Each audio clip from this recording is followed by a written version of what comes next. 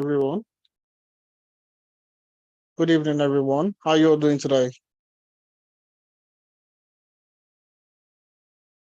Good evening. Good evening. How you all doing today? Sort of quiet in here today.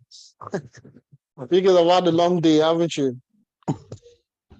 You guys Yeah, have had everything a has been long day, well. correct? Very long And and hectic. oh, very long and hectic. Oh, that's interesting. That's the way life is. But thank God it's Friday, isn't it, Henry? Thank God it's Friday. Oh, yes, it's Friday, and after Yeah. listening to you, we'll be getting out. You'll get it. Okay, that's good. That's good. That's good.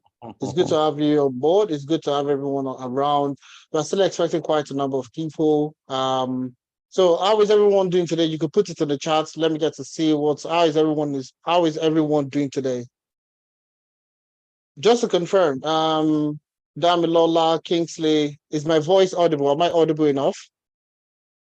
Am I Yes, audible very enough? well. I can hear you. Yeah, yes, you are. Okay, Okay, okay. okay. So All right, please tell that someone should send a message that I'm very audible. All right. So anyways, how are you guys doing today? How has the week been so far? Just give me a brief, one word. How has your week been? Just in one word. In one word. How has your week been? That's all I want to know. All right. So put it in the chat. How has your week been?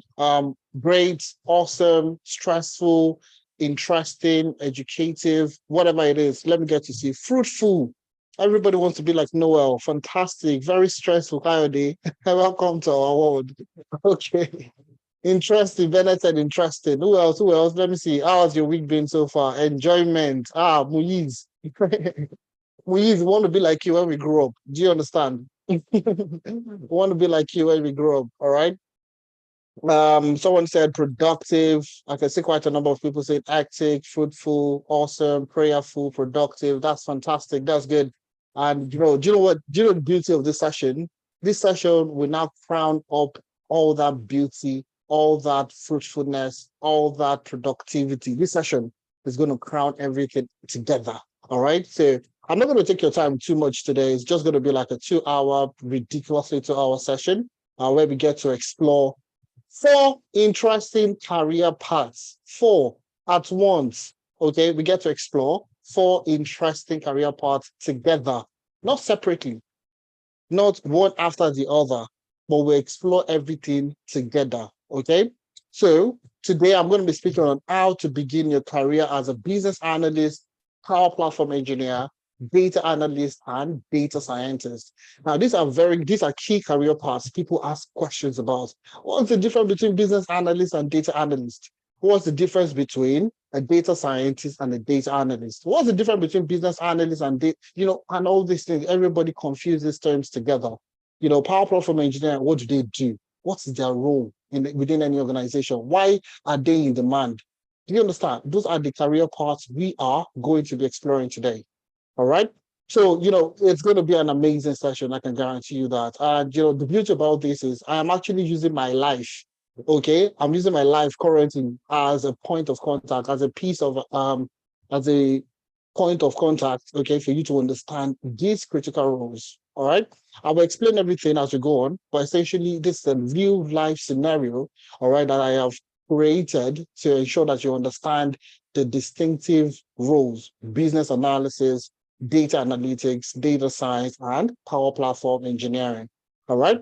So let's explore that today. Let's explore it today. But before we start, okay, I want to know, do I have anybody joining the session? If this is your first session so far, okay, in the history of the analytics masterclass, this is your first masterclass. Could you put first timer? Just put number one, just put the number one in the chat. Let me know the first timers in the house. First timer in the house, we have a special seat for you, okay? We have a special seat for you where we'll be serving jollof rice and turkey. The ushers are going to take you there. The ushers are going to take you there. First timers in the house. Second timer, don't worry. Second timer, no jollof rice for you. All right. But we have meat pie. We'll give you meat pie for second timers. All right. All right. All right. So I can see quite a number of first timers on the call. First timers in the house, no problem. I'm going to be, we're going to take it one step at a time. But anyways, welcome to Analytics. Welcome, welcome. I want to say big welcome to you. All right. Now, today, like I said, we're going to be talking about four interesting career paths in tech. Okay, business analysis, power platform engineering, data analyst, and a data scientist. All right, because these are the key career paths people usually ask about. All right, but before we proceed, we have first timers in the house, and we usually need to tell them what we do here at Analytics, what we stand for. Why are we here on a Friday evening? Why are we doing what we do? All right. And I'm going to just go ahead with my slides. Okay. So, Analytics, what do we do? We are an educational technology firm. Okay. And the background, the foundation of why we started Analytics is basic, is very simple, to get more Africans into the tech ecosystem. All right. So myself and Adeza working in tech, we noticed that quite a number of Africans don't work in tech. Okay, from business analysis, data analyst, nothing. All right, working for both local and international firm, we noticed there was a big gap between. And we're going to be talking about gap analysis today, so you understand what I'm talking about. There was a big gap in the markets, Africans and internationals. But Africans are not there. They're not getting tech jobs. All right, they're not there. Nobody was there. Like it was so difficult for people to get jobs in tech. All right, we said, okay, do you know what? Let's create a structured learning program that would and old people, all right, people that have no experience, people that are just getting started, hold their hands and guide them through the journey of becoming a data scientist, data analyst, business analyst, so on and so forth. All right. So we developed a structured learning program, okay, that will guide people into becoming, tech experts. All right. So essentially, we create curriculums, we create programs that premium tech skills that would ensure that you learn premium tech skills and ensure that you get a job. That's the key. That's our main mantra. All right. Not just learning the skill, but you getting a job after, you transitioning from whatever career path you are in to, your desired tech career. All right. So we offer training programs around data analytics, business analysis, data engineering, data science, national analytics, HR analytics, and Power Platform. Now, the reasons why we chose this career path is not because those are the common names, okay? It's not because of that. All right. We did a lot of research in order for us to come up to select this career path. One, easy to learn, easy to transition, and easy to get a job, and higher rewarding salaries. Okay. So these are the key things that we looked at. Something that you can easily learn, get a job, and your pay is good. We're going to be exploring all the pays of these jobs today. All right. And you get to see that there are so much opportunities in tech. So much. All right. And we'll see it. I don't like to talk. I will show you. You see it with your own two korokoro eyes. Nigerians will say two korokoro eyes. That's your two full eyes. Okay. I will show you everything. Now, with not just learning the skill, we also leverage experts in the industry that have quite a number of years of experience, all right, from business analysis to data science, professionals that have 10 plus years experience. All right. So we have professionals that have worked with Apple, Microsoft, McKinsey, Amazon, PwC, KPMG, all the top big firms. I would leverage these people to hold you and guide you through your tech journey. All right. So even though you've not done anything in tech before, you don't have any experience in tech, this is where you're supposed to be. You literally found yourself in the right place. Trust me, that's exactly what we do. So essentially, we are trying to, bridge the gap, for Africans and people of the Black community to get them in tech, to get them that premium tech skills and ensure that they transition into their desired tech career. So that's what we do at Analytics, okay? And last year we did fantastically well. All right. We usually beat our chest very well about what we did last year. And we're even doing more this year. And I will show you. So our achievement for last year was get people into tech. Africans in the UK, across Europe, in Africa, in Canada, in the US. We need to get more Africans in tech. All right.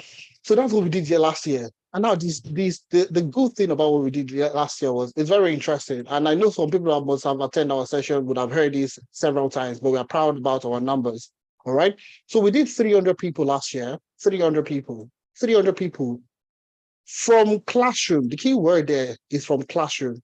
So these people had no prior experience.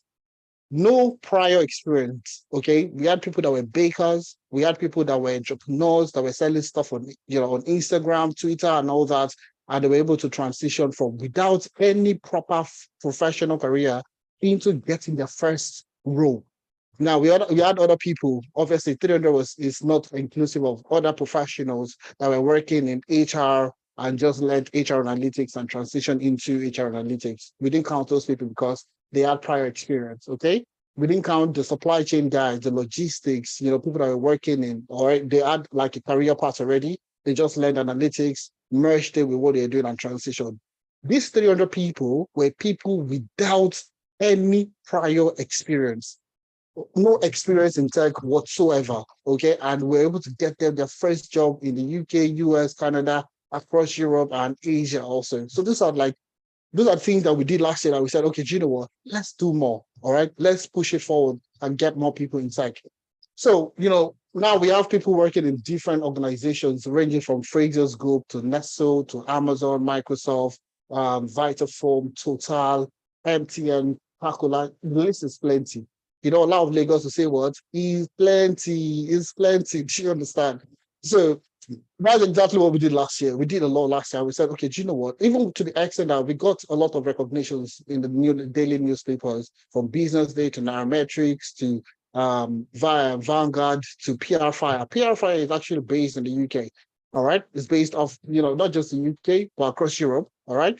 And he said, when you do good, when you're doing great stuff, you get mentioned in the news. All right. And that's exactly what happened. Analytics reiterates commitment to help Africans get tech jobs in Europe. So you see, they reiterate means that we've done it and we'll continue to do what? We'll continue to do more. So exactly what we're doing. And we're happy to do it because essentially we want more Black people, we want more Africans in tech. And that's why we're pushing this narrative that you can actually learn this and get a job. All right. Now, for this year, we've been doing quite a number of initiatives, especially to get more women in tech. So during the Women's Day this year, International Women's Day, all right, we gave a scholarship to 300 women, 300, 300 women, the number we did last year. We said, okay, let's get more women in tech. And that's what we're doing today, all right? So, EdTech platform, Analytics grant tech scholarship to 300 women. So that's one of the major achievements we did this year. And also we held our first hackathon where we got, some of the industry leaders, to judge our participants on their data analytics hackathon. So we have Michelle Conway, world-renowned data scientist. Currently, she's the head of data science with Lloyds Bank in the UK. She currently leads data science. She's the head of data science with Lloyds Bank here in the UK. Sadiq Akintola also works with Google, smart analytics and AI professional. All right, Sadiq Akintola. Sebastian Obeta works with Cambridge University, and Olamide Jola also works as the head of data and insight with Wema Bank in Nigeria.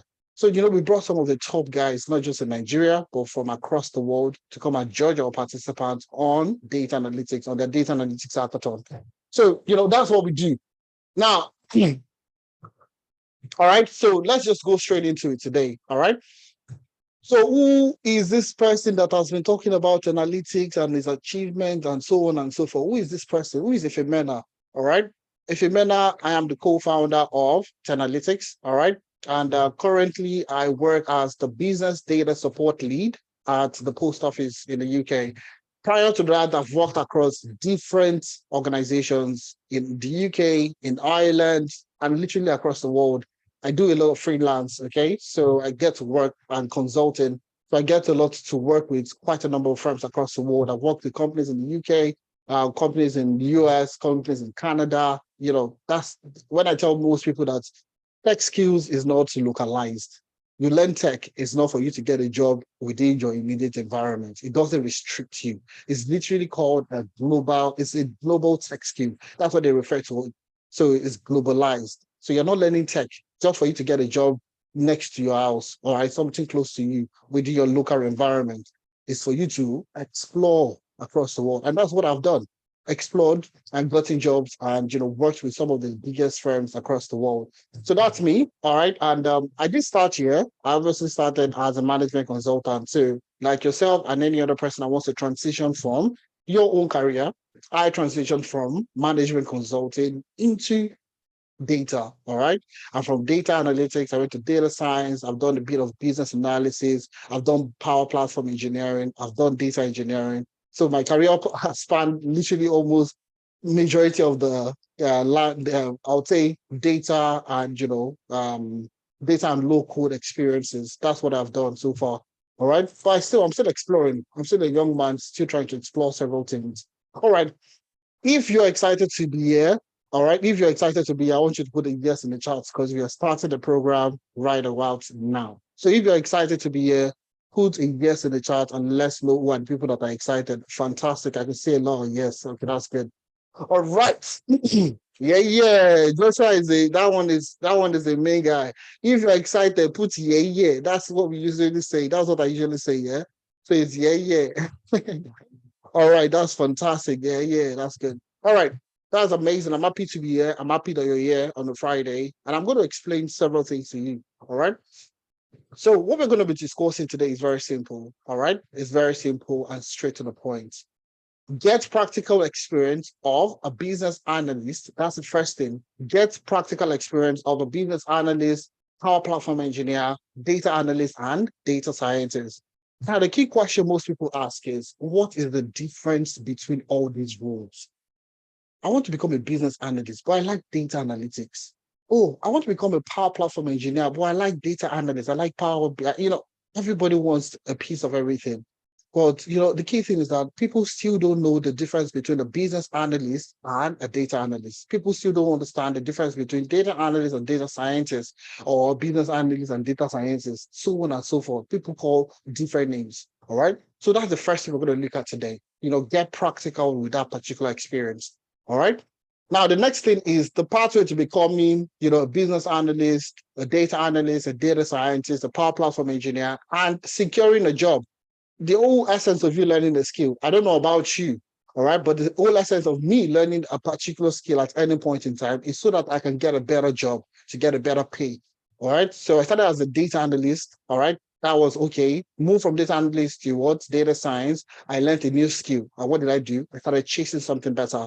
From data science, data engineering, power platform, and I started moving on to different roles. So the essence of you learning a new skill is not just for the fun of it. It's so that you can get a better job, so you can transition to a tech career, whatever it is. Okay. So the key thing that we're going to be talking about today is securing a job. All right. So we'll be talking about that. Okay. And the next part is remote, full-time, and tech relocation opportunities. All right. So you want to get a remote work. Okay, you want to work as a business analyst remotely, you want to work as a data scientist remotely, so on and so forth. Any of the career paths that we have there, we're going to be exploring them today. All right. Tech relocation opportunities. We'll talk about that also. Our special offer for you. Now, these are for people that wait till the end of the session. Not everybody will get the recording. Not everybody will get to hear about the special offer. Only if you wait till the end of the session. All right. So the last but not the least, Analytics Growth Internship Program. So if you wait till the end of the session, you get to hear about the special offer, and you also get to hear about the Analytics Growth Internship Program. Now, this is one of the key things that gets people their first roles in tech because of this internship program that we offer. And I'll explain everything when we get to number 5, when we get to the end of the session today. So anyways, that's what we're going to be exploring today. So if you wait to the end of the session, you hear about the special offer, you hear about the growth internship, and so on and so forth. So please ensure you wait till the end of the session. All right. And you get the recording also. You wait to the end, you get the recording. Okay.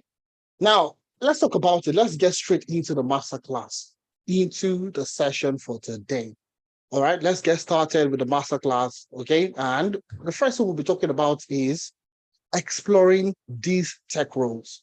And we're going to be using my own, like I said, I'm going to be using my own experience to explain this to you so you understand the distinct roles a business analyst will play, a power platform engineer will play, a data analyst will play, and a data scientist will play. All right.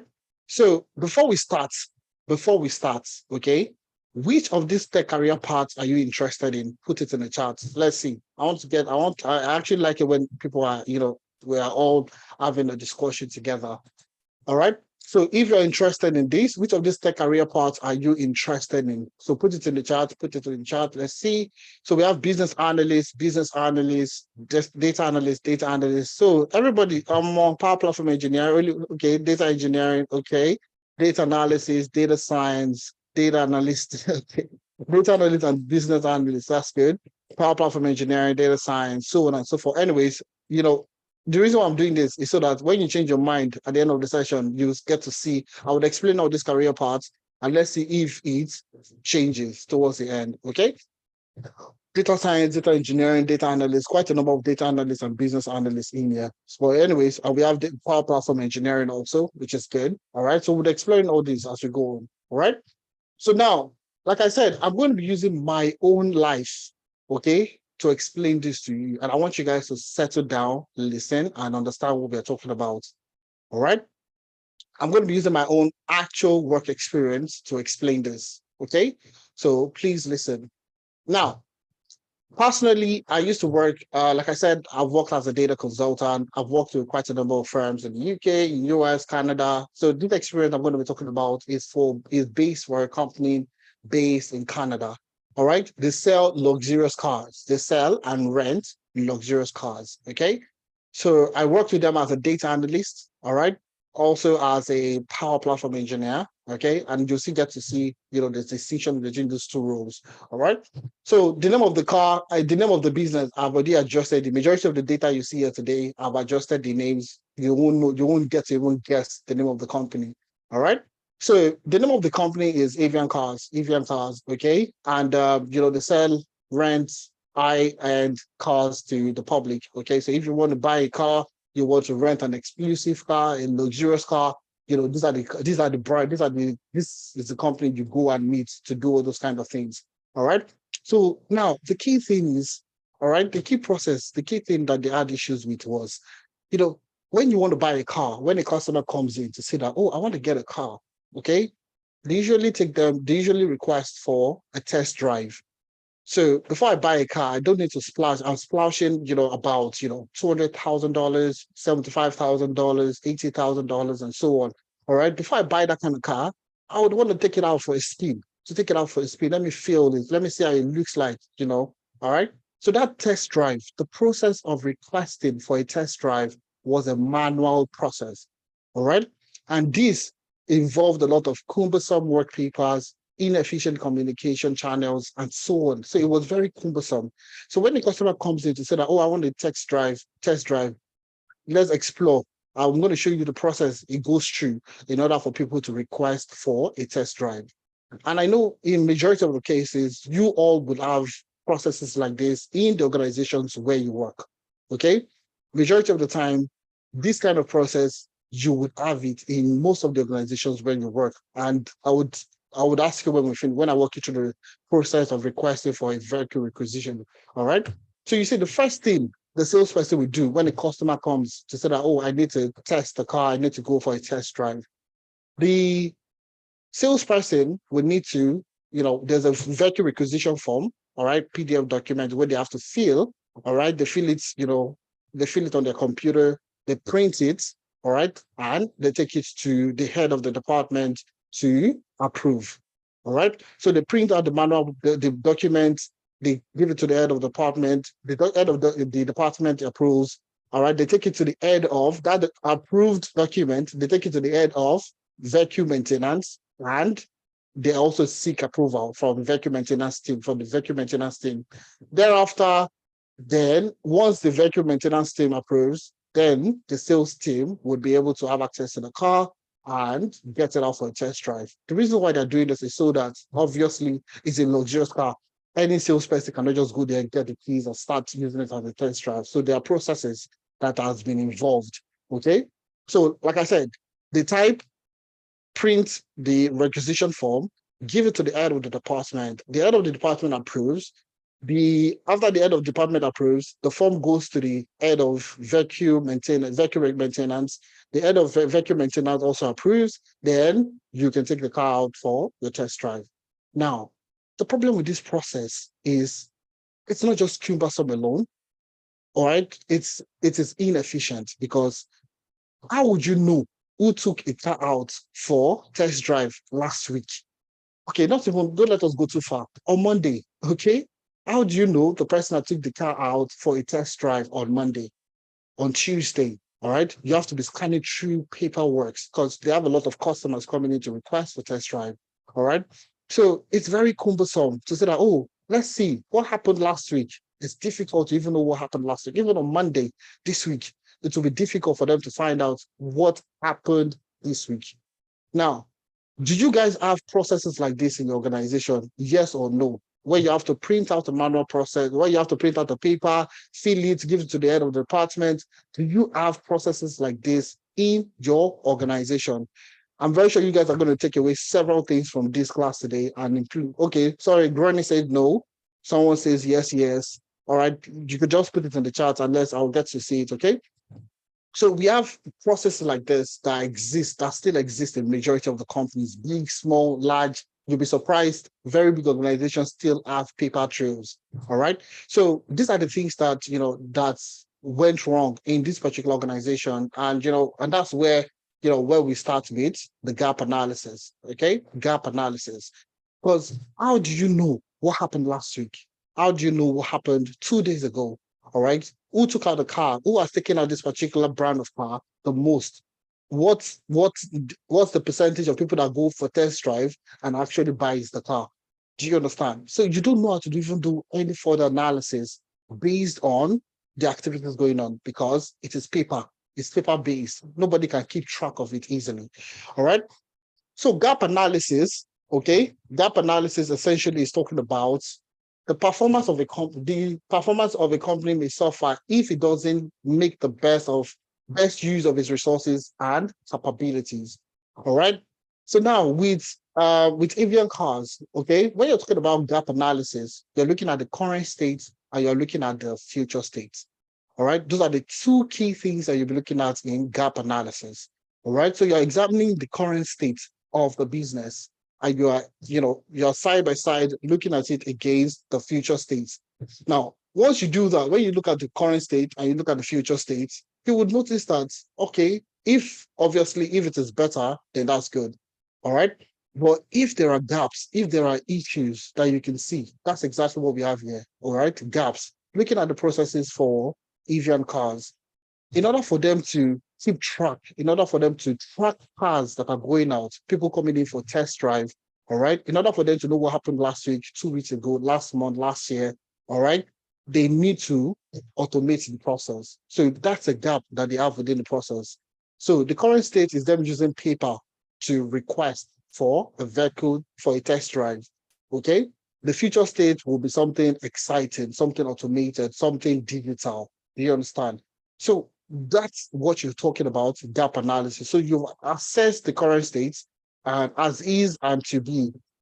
Hey, Titi Lope, that's correct. As is and to be. So you're looking at it as the current state and the future state. So the current state for avian is they're using paper as as a request for for test drives, and the future state is they're not using they have a digital solution they've developed in order for them to automate that's requested for test drives. So at this point in time, when you assess the current state against the future states, you would notice the gaps. Then you would have what we call action plans. Those action plans are basically what you would deploy in getting it from current state to the future state. All right. So that's what we're talking about, gap analysis. So when you look at a particular current process, you look at the process, you examine the process. That's when you now start to do elicitation, elicitation gathering, and discussion, brainstorming, and all those, techniques that you deploy in order for you to know what's happening within the business. That's when you start to do stakeholder engagement to understand the current situation of the business, the current situation of the process, and so on and so forth, in order for you to take it from that current state to a desired future state, to a better state. All right. So, gap analysis compares the actual performance, that's the current state, against the desired state, that's the future state itself. So, if the actual state, that's the current state, is greater than or equals to the desired. So, if it is greater than or equals to, meaning that if it is better or it is at least equals to sorry, someone is writing on my screen. Just give me a second. I'm going to clean that out and disable. Sorry about that. Okay, so if the actual state is greater than or equals to the future state or the desired state, then that's good. That's perfect. That's thumbs up. You can see the thumbs up. But if the actual state does not equals to the desired state, that's the future state, then you need to start making action plans to take you from current state to future state. First of all, you need to even observe the gap. Okay, what is that thing that is hindering your current state to get into your future state? What are the gaps? All right. So with this particular thing is what I did with avian cars. Okay, started talking to people, started talking to the head of the department, the heads of different departments. I held a stakeholder meeting with the sales team to ask them the pain points they are facing currently. Spoke with the head of department, spoke with the head of vehicle requisition, and everybody was not happy with what was happening because it was difficult for you to track what was happening in terms of vehicle requisition. So we had times that cars were broken down. We had times that stuff were left in the car. Okay, phones were left in the car, wallets were left in the car, and you really don't know who took out the car last. Do you understand? Sometimes the car does not leave out in like a week, 2 weeks, but it's paper based, and it's difficult for you to identify who took the car out last. All right, what happened last week? What was the defect with the car after you took it out? Do you understand? All those things were not properly documented. So, the current state was not looking good at all. All right. So they wanted a future state where everything was automated and you can easily track what was happening. Now, this is the role of the business analyst. All right. This is where this is where business analysis will come in for you to start assessing what was happening. Okay. So in gap analysis, like I said, okay, there are three key things you should be looking at in gap analysis for any business, for any process, so on and so forth. All right. You'll be looking at three critical things. Three things. It's not more than that. Three things. And that's the first thing. The current state. Where are we at the moment? What are we doing at the moment? Okay. You can even use it for your own life. Okay. What's your future state? You want to buy a Lamborghini. Where are you at the moment? Okay. Where are you now at the moment? Where is your current financial standing at the moment? You do it for the same business. What is the current state? Assess it. And how do you assess this? All right. Because even you as a business analyst, you don't know everything. All right. What would you do? You start to talk to people. Start talking to people. That's where communication skills come in play. So you need to be a very good communicator. So you talk to them, like myself. I won't say I'm very good in communicating, but I try. Okay. So start first with the team, the sales team. Oh, what's currently happening? Documenting what's currently happening. Tell me how your day-to-day processes are like. Tell me about what you do. That's discussion forums. You do your own personal brainstorming. You do what we call brain writing. So brain writing is actually very interesting. So rather than brainstorming means all of you are coming together to brainstorm and put down your ideas. Brain writing, on the other hand, is all of you go on your own, document the issues, and then bring it back together. Then me, the business analyst, will take all those points from everybody and document them. Okay. So, anyways, those are things that you can do to document the current state. Speak to people, collaborate to, understand what the main pain points are within the business or the current processes within the business are. Okay. Now, the next thing is the future states. What do you want to do in the future? How do you want it to look like within the future? All right, the current state of the business and the future state of the business. Now, at this point in time, when you see your current state, after talking to all the people within the organization, all right, the future state will be clear that, oh, do you know what? Even though it's not clear, you can do research. All right, that's what you have to do research to find out how other car companies are requesting for vehicle. Okay, how do other people do it? Google is there. There are so many resources online for you to actually leverage in order for you to get the answers that you're looking for. And let me tell you the truth also. AI is also there, okay? And that will be taught during the program, okay? How to leverage like stuff like ChatGPT on how to get all this information that you need, all right? So how to assess the current state, we've talked about that. The future state, your research, to get all the things and talking to people, recommendations and all that within the business. Now, with that, you would identify the third part, which is the action plan. All right, action plan. So with the fact that you know exactly what your current state is, and you know your future state, all right, then you would have identified the gap. Okay. So take, for example, you personally, so currently, what you want to get a job in tech, you want to get a job as a business analyst, a data analyst, or data science, whatever career path you want. All right. Now, where are you at the moment? What skills do you have at the moment? Okay. Your future state is this is it. You already know the gap that you have, which is you don't have the skills that will get you that job. So what do? You need to outline action steps in order for you to take you from where you are to where you want to be. Okay. So these are things that you can even deploy in your personal life. Okay. So business and when people tell you that you don't need too much to get started in tech, they're not lying. And that's what we usually tell people. You don't need too much to get started. Everybody has been a business analyst. It's just that you don't understand these terminologies, current state, future state, as is, to be. All those things are just terminologies. But when they break it down to you, you will understand better. All right, because everybody's a business analyst, to be honest. Okay, and I'll explain it as we go on. So gap is what separates the business current state from its future states. That's a gap. Currently, they're using paper. In the future, they want to use something else. Okay, they want to automate the process. Okay, the gap is, from paper to automation. How do you move from paper-based to automation? That's the gap. All right. So let me see. The current state, like I said, is manual processing of test drive, is manual. How would you, at this day and age, 2023, a company that is selling luxurious cars, they sell a lot of luxurious cars ranging from BMW to Range Rovers to, Lamborghini to they even sell all the way to Phantoms, Rolls Royce and so on and so forth. So they sell all those cars, they even rent out to superstars and all that. But you see, the process of requesting for a vehicle within the same company, and this is coming from my own actual work experience, was manual.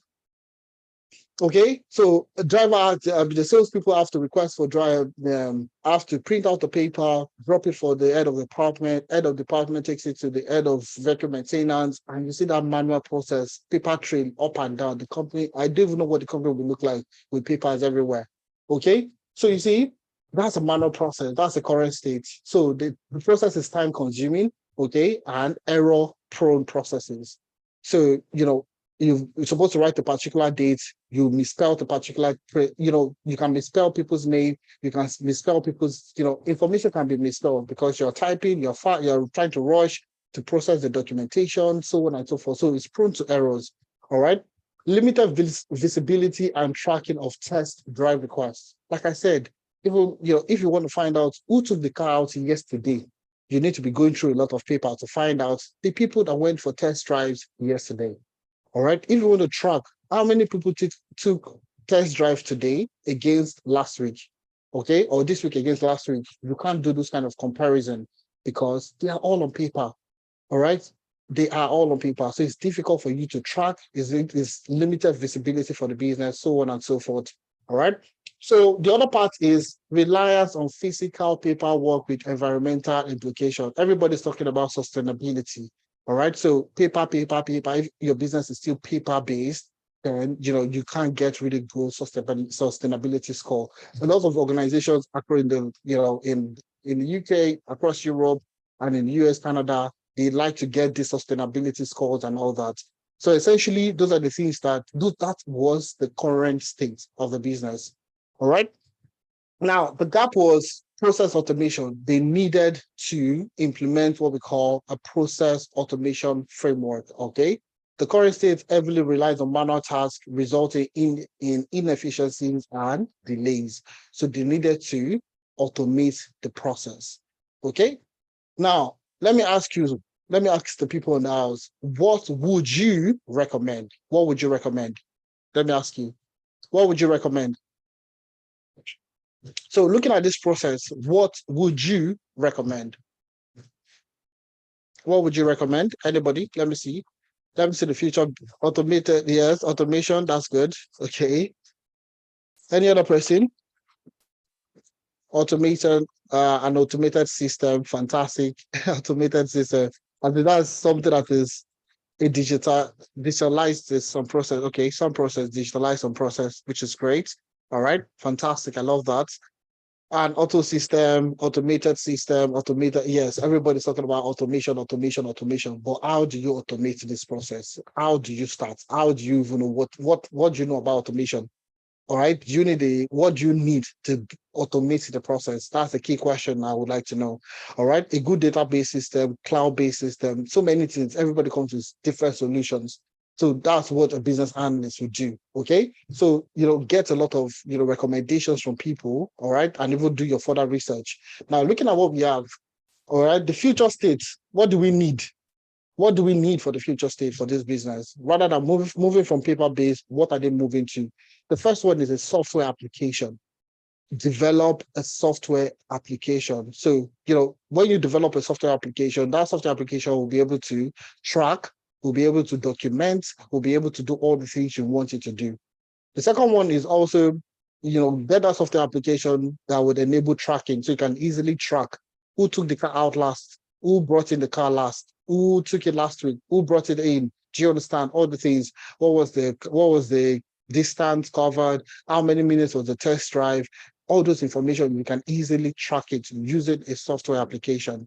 The next thing is connecting it to CRM, okay, which is the customer relationship management software.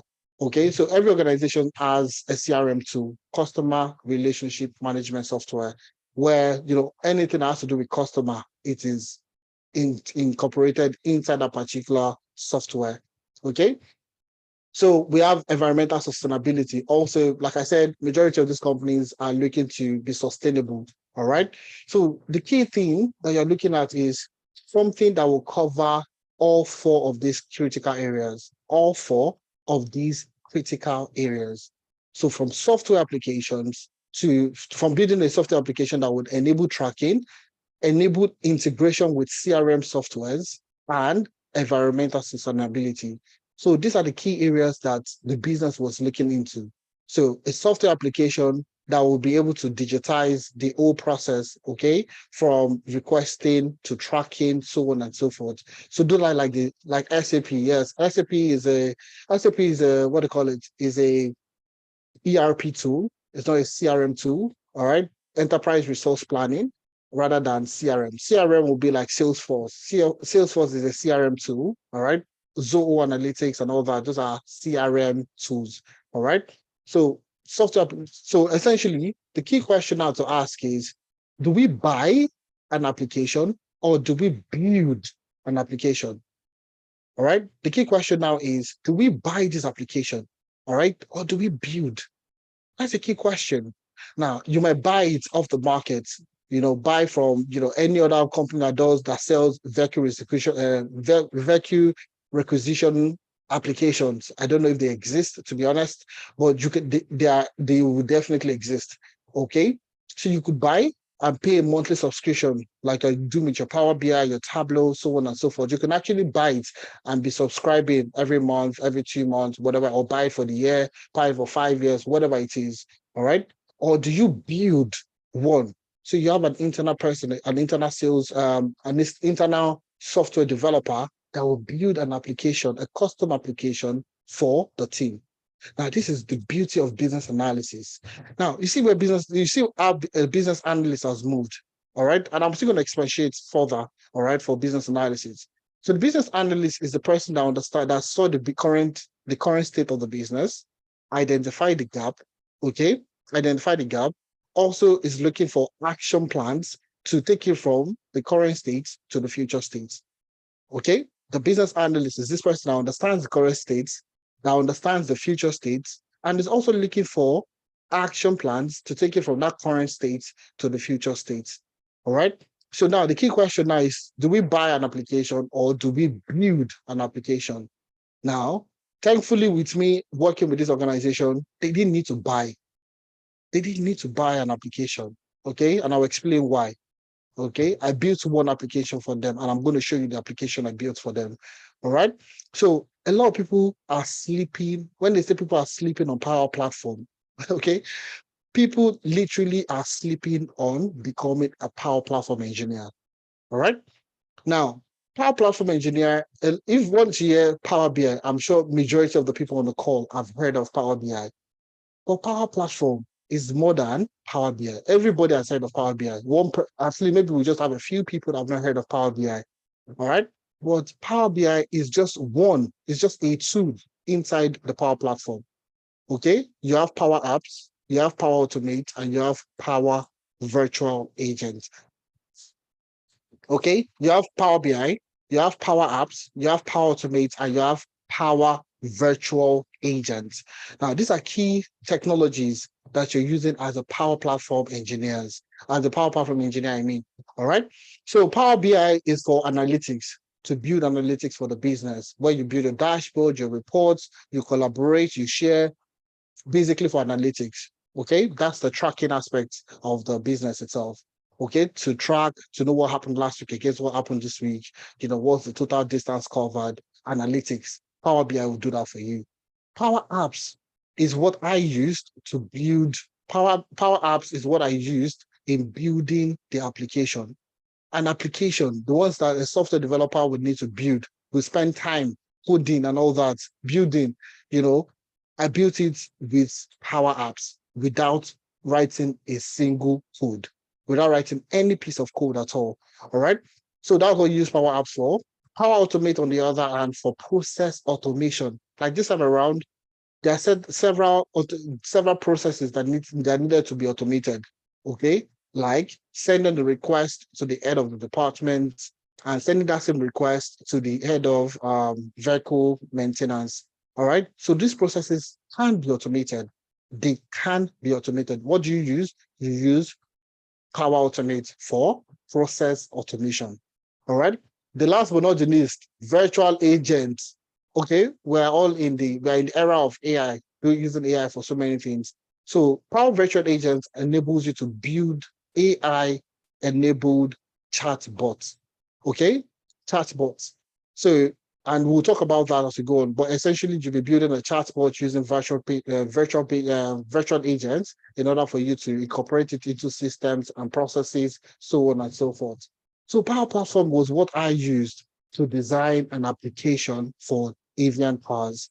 All right, to automate this process. Everybody talked about automation, automation, automation. All right, but I built a platform, an application actually that was used to automate the whole process, and I wrote no code. So Power Apps, okay, is what I used. I used Power Apps, and I'm going to show you very soon. Okay, I'm going to show you. All right. So Power Apps is what I used. Okay, Power Apps is a low-code development application. All right. So I wrote not a single line of code to build the app. I'm going to show you the app in a second. All right. The second part is rapid application development, meaning that I built this thing in 2 days. This application I'm going to show you, I built it in 2 days. All right. And the reason why I was able to build it in 2 days was because the business analyst had documented the processes involved with vehicle requisition. All right. So if I was taking out time to understand the process, it will likely take longer. Okay.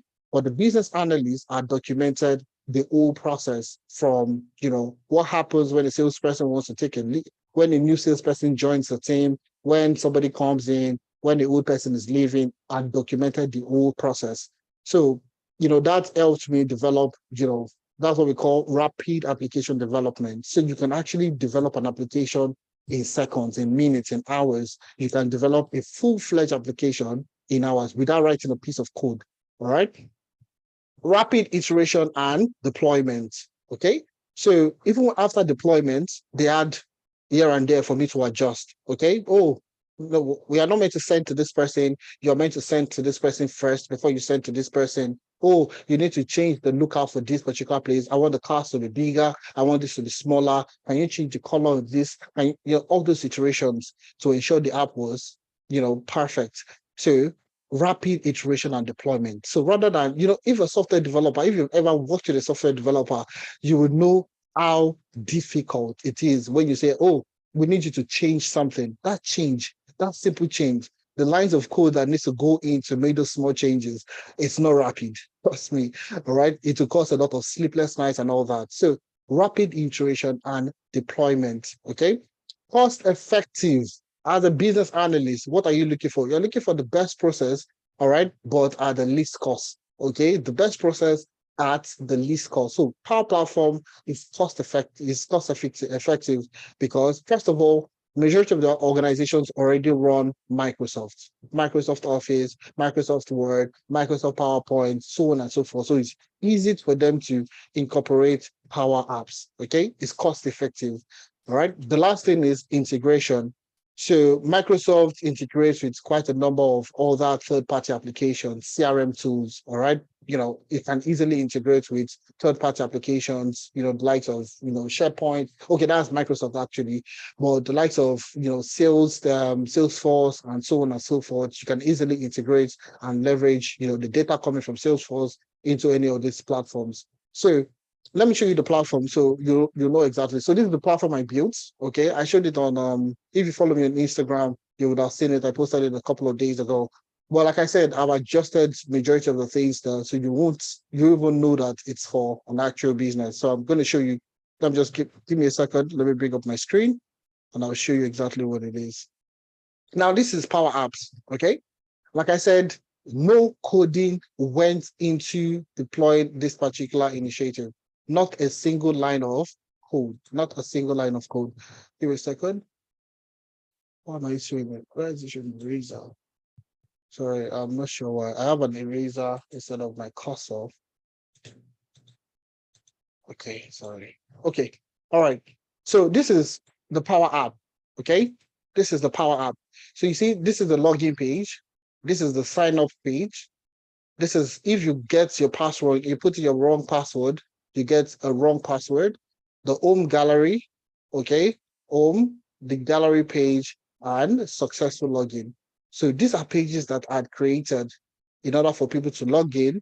If you don't have a password or you're a new salesperson, you will need to sign up, so on and so forth. And not a single line of code was written for this. All right. Now let me take you out for a spin. Let me show you. Let me take it out for a spin. So you see this is the process for the vector requisition. This is what I designed for them. All right. Let me show you. Okay. So I'm going to click on play. I'm going to click on play, and this is how it looks like. So you can put in your username and your password. Okay. Now, I'm going to take you through the route of a new customer. I'm going to take you to the route of like a new salesperson. I mean, so if you're just joining the team, all right, you can just easily sign up. You can just easily sign up. Let me just click on sign up, and I'm going to sign up as Abel. Abel, I'm going to use your name, all right, and I'm going to take somebody's last name. I'm going to take Coyote, Abel Coyote. All right. Password. Somebody give me password. Any password. Someone should give me a password. Password. Anybody? Okay, everybody's slow. So let me just put in a password. 1, 2, 3, 4, 5. Plus. Okay, somebody said plus. Let me take the first person. PLUZ. Oh, is that Z? Yes. PLUZ are all small letters. And I'm going to click on sign up. So this, like I said, no coding. This was using Power Apps. You can see it here. All right. So I'm going to click on sign up. And it's going to tell me sign up successful. Click below to log in. All right. So now that I've created my account, I can sign in with Abel. Okay. My username is my first name. And you see there, it is telling you exactly what it is. Type in your username, bracket first name. So your first name is your username. So I'm going to use Abel. Okay. Our password is plus, all small letters. First of all, let me write something else entirely, a wrong password. So I'll put in the wrong password, 1, 2, 3, and I'm going to click on login. It will tell me, forgot password, please contact admin. Okay, and you try to log in again. Now I'll put in my right password. I'm going to put in Abel, and I'm going to put in a password. I think it's PLUZ, all small letter, and I'm going to log in. And you see, it logs in. So an actual application without writing a piece of code, not a line of code. This is Power Platform Engineering. All right. Now, what would you like to do today? This is all documented. This is all automating the whole process of you requesting for a car, okay, booking a ride, viewing the trips, previous trips people have gone on. You can easily view the trips and you can view bookings. All right. So if you're a senior person and you want to view people that have currently booked, you can easily go there to view bookings. All right. So let me take you out. Let me show you view galleries, the cars we have available. All right. I'm going to click on that and it's going to show you the cars we have available, the price of the car, the people that took them out on the trip last. So we have the list of cars here: Mercedes-Benz A220, Mercedes-Benz GL250, so on and so forth. These are all Mercedes-Benz. All right. You can see the picture of the car. You can see the model of the car, the color of the exterior, the full specification. It's a sedan. The fuel efficiency, interior is black. It's a manual car. It's 49,900 Canadian dollars. So on and so forth. All right. Now the good thing about this also, you can select cars. Okay, let's take this Mercedes-Benz CLA 250 for example. You see, it changes to the CLA. GLC2, GLC 300, it changes to this. And you can easily do that for each of the cars to find out what the car is. I think my favorite should be the EQ something. Let me see if it is there. Okay, EQB. All right, this electric Benz, very expensive. Okay, it's 950,000. All right, and you can see the person that took it out for a trip. The last person to take it out for a trip was Abibatu Salau. All right, Abibatu Salau. I've adjusted majority of the things. All right, so the names they're not anybody's name. You can see this is Gabriel Talojeba. Okay, so I've all right. So Damilola took this person out for a trip. So Damilola, yeah, Dona took this Gabriel Talojeba, took him out for a trip, okay, with using the Mercedes-Benz GLA 250. So we need to question, and you see, this person Damilola gave the customer a 3-star, okay. Duration was for 1 minute, so but it didn't take too much time. GLB 250, for example, Peter Salakor was the customer. Brahima took Peter Salakor out for a test drive. And you see, these are the things. David Alain Bere, Kingsley took this person out. Joan Forbesi, Ebele took this person out, so on and so forth. And you see, everything is slightly automated. All right. So these are the things that you build without writing a piece of code. No code went into this process. Not a single line of code. All right. So these are the things that you could do. You could also search for the car. So if you're looking for you're looking for white cars, or let's say you're looking for C class. Okay. No, I didn't use the keyword. Let's use GLB. So you're looking for all the GLB you have currently. So it's only one GLB. Let me search for CLA. So we have 2 CLA cars here. We have one 2023 and we have one 2021. Okay. So you can see the price difference, 70,000, and this is 64,000. You can see the people that took them out on the trip last.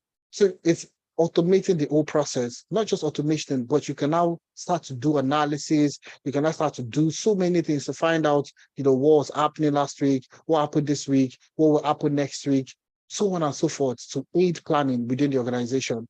So this is an actual work experience that I have used Power Engineering, Power Platform Engineering. So if I want to go back to the home page, I click on the home page. It takes me back to the home page. Unfortunately, I didn't have enough time to adjust all that parts of it. So I won't be able to show you that because of privacy and all that. But I would have loved to show you. All right, but this is what I built essentially. Okay. And if I want to sign out, all I need to do is click sign out to sign out. And it takes me back to the login page. Okay. So this is Power App. So it's something I did. There was no software developer involved in this. All right. There was not a single all right. So not a single line of code went into this. Not a single line of code went into this. Now, let me just show you how to create this button to sign up. This sign up button I clicked on earlier. To show you, you see it here, navigate to sign up page. So if you click on sign up, all right, it will take you to navigate you to the sign up page. So if you want to change it, for example, say for example, I want you to navigate somewhere else. I would insert another button, okay? I would insert another button, okay? And let's just quickly create a button. Let's quickly create a button, okay? So you see this now, and you see that I'm not going to write a piece of code. Now, I'm going to change, this currently has button inside. So I'm going to change the text in there. I'm going to change it to, what should I say? Let me say gallery. Let me just say move. So people don't think that. Let's just change it to move. And I'll press enter. So you see, this has changed to move. Okay. Now, the next thing I want to do is I want to change the color. I'll change the color to a red. Okay. And you see it changes to a red. It changes to a red color. Okay. Border, I will leave the border alone. Border radius. So I want it to look curvy. I want it to look curvy. I want the button to look curvy. So rather than looking like almost like a rectangle, all right, I will change it to something curvy. Okay. Something which round at the edges. Okay. So you see the border radius. The border radius, I'll change it to 20. All right. So you see it looks curvy now. You see it looks curvy. You can always increase it to give it more curve. Okay. If you want more curve, you can just put 30, press enter, and you see it looks more curved. You can resize the shape, the size, okay, and move it anywhere you want. Now, looking at this here, I want to move. So when I click on this button, I want it to take me to the sign up. Let's say it take me to gallery, for example. So when I click on this button in the actual application, I want it to move to gallery. So what you see on select. So this button here has a lot of functions, all right, has a lot of things, okay, that you can do. So the key thing here is on select. When it is selected, what should happen? So I'm going to click on select, and currently it's false, meaning that nothing should happen. Okay, so on select, nothing, false, nothing should happen. I will change it to navigate to where? To gallery. Okay, and I'll close the bracket and press enter. Okay, now let me play it. Sorry, I think there's an error here. Okay, edit.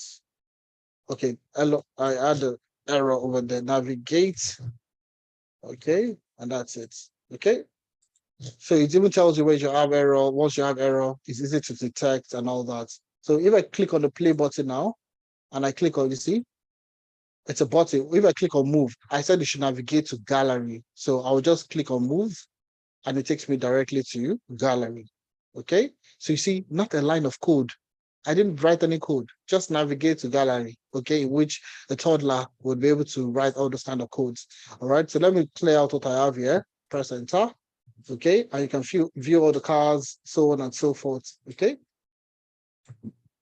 So you can even change the size if you want to view it in Apple, you want to view it on iPhone, Samsung, and other phones. You can actually change the width, make it more responsive, like it, everything you need to do, like with any application, you can actually do it. All right. So I'm going to go back to and sign out, and I'm going to leave this particular page. Okay. And I'll delete this button. Easy as pressing delete on your computer. Okay, so everything here was done without writing a piece of code, without writing any code at all. So this is what we call the Power Platform engineering. Okay, so you're building an application without coding. You're using Power Automate to automate the process between moving requests. So when somebody books a ride, unfortunately, I don't have enough time. I didn't have enough time to do all that. So if you book a ride, it sends the request to the head of the department. The head of the department will get an email for you to accept or reject that requisition. So if it accepts, it moves to the next person, which is the head of the department for vehicle maintenance.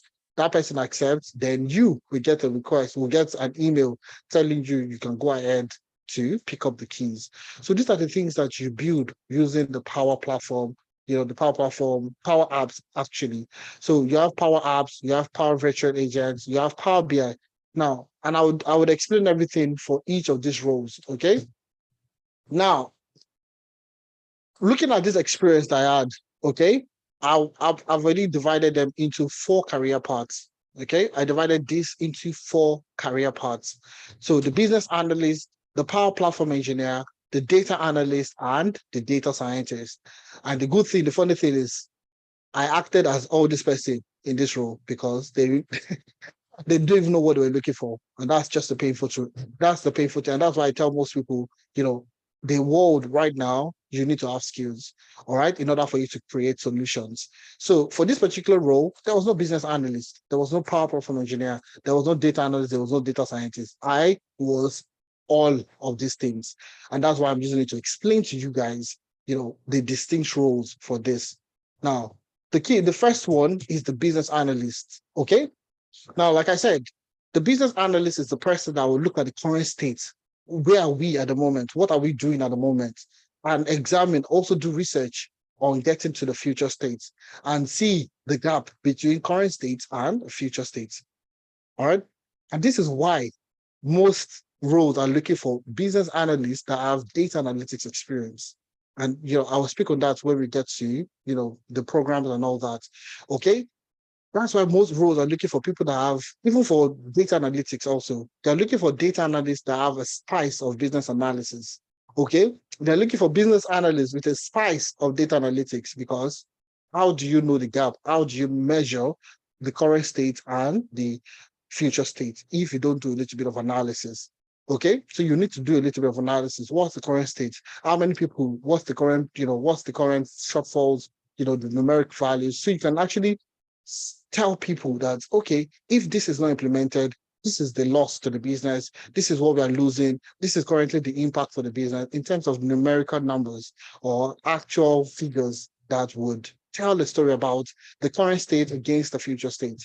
So the business analyst acts as a bridge between business stakeholders and technical teams, ensuring effective communication and understanding of requirements. So the business stakeholders are, the senior leadership or even team members, everybody within the organization. Okay. So the business analyst is more or less like a mediator, somebody in the middle. Okay. That will talk to the business stakeholders, let's say the C-suite executive, understand their pain points. All right. I don't know who took out this car last week. I don't know who took out this car last week. I don't understand. Somebody left the phone in the car. We don't know who to reach. We don't know the customer. We don't know anything about this. Oh, somebody left something in the car. Something happened to the car. Nobody can track that process. They call in the business analyst. They say that business analyst, if you remember, this is the current issues with this. This is current observation we are seeing with the business. All right. We don't know how to track who took out the car last. We don't know what, customers, we don't know what customers, what's the ratio of customers that go on test drive and actually purchase the car. We don't know all this information. Everything is scattered. Is there something we can actually do? All right. So me, the business analyst, observes and soaks in all those pain points. All right. So what would I do? I start to do what we call, you see, this is where you get your requirement gatherings and all the things you need to do. Give me a second. I'm looking for a pen. All right. So you see, conduct interviews and gather requirements. So this is where communication, collaboration comes in as a key skill of a business analyst. You now start to talk to people. Oh, now how do you do this at the moment? Okay, can you walk me through it? Okay, then you start to build what we call a process map. Okay, oh, when I want to go on the ride, this is what I do. This is what I do next. After this, this is what I do. Document the whole process. All right, you can't do that on your own. You have to do what we call interviews, brainstorming, brainwriting, like I rightly said initially. All right, to gather requirements from stakeholders regarding the test drive process. The second thing this business analyst to do is also analyze and document existing processes. I've said all this already. Collaborate with stakeholders to define desired future state. What should it be like in the future? All right. What's a system that actually works for you? What would you want to do?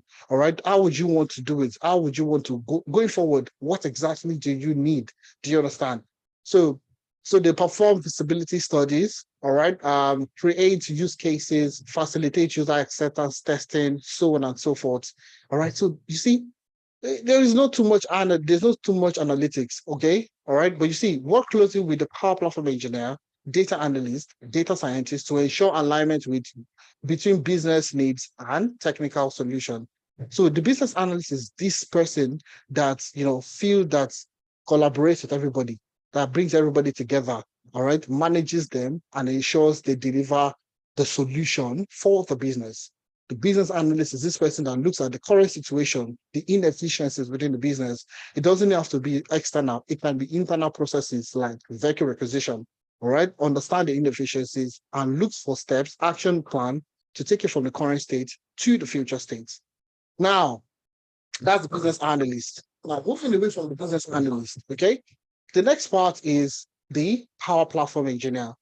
Like I said, Power Platform is low code, no code application. All right. The Power Platform engineer is responsible for developing and implementing solutions.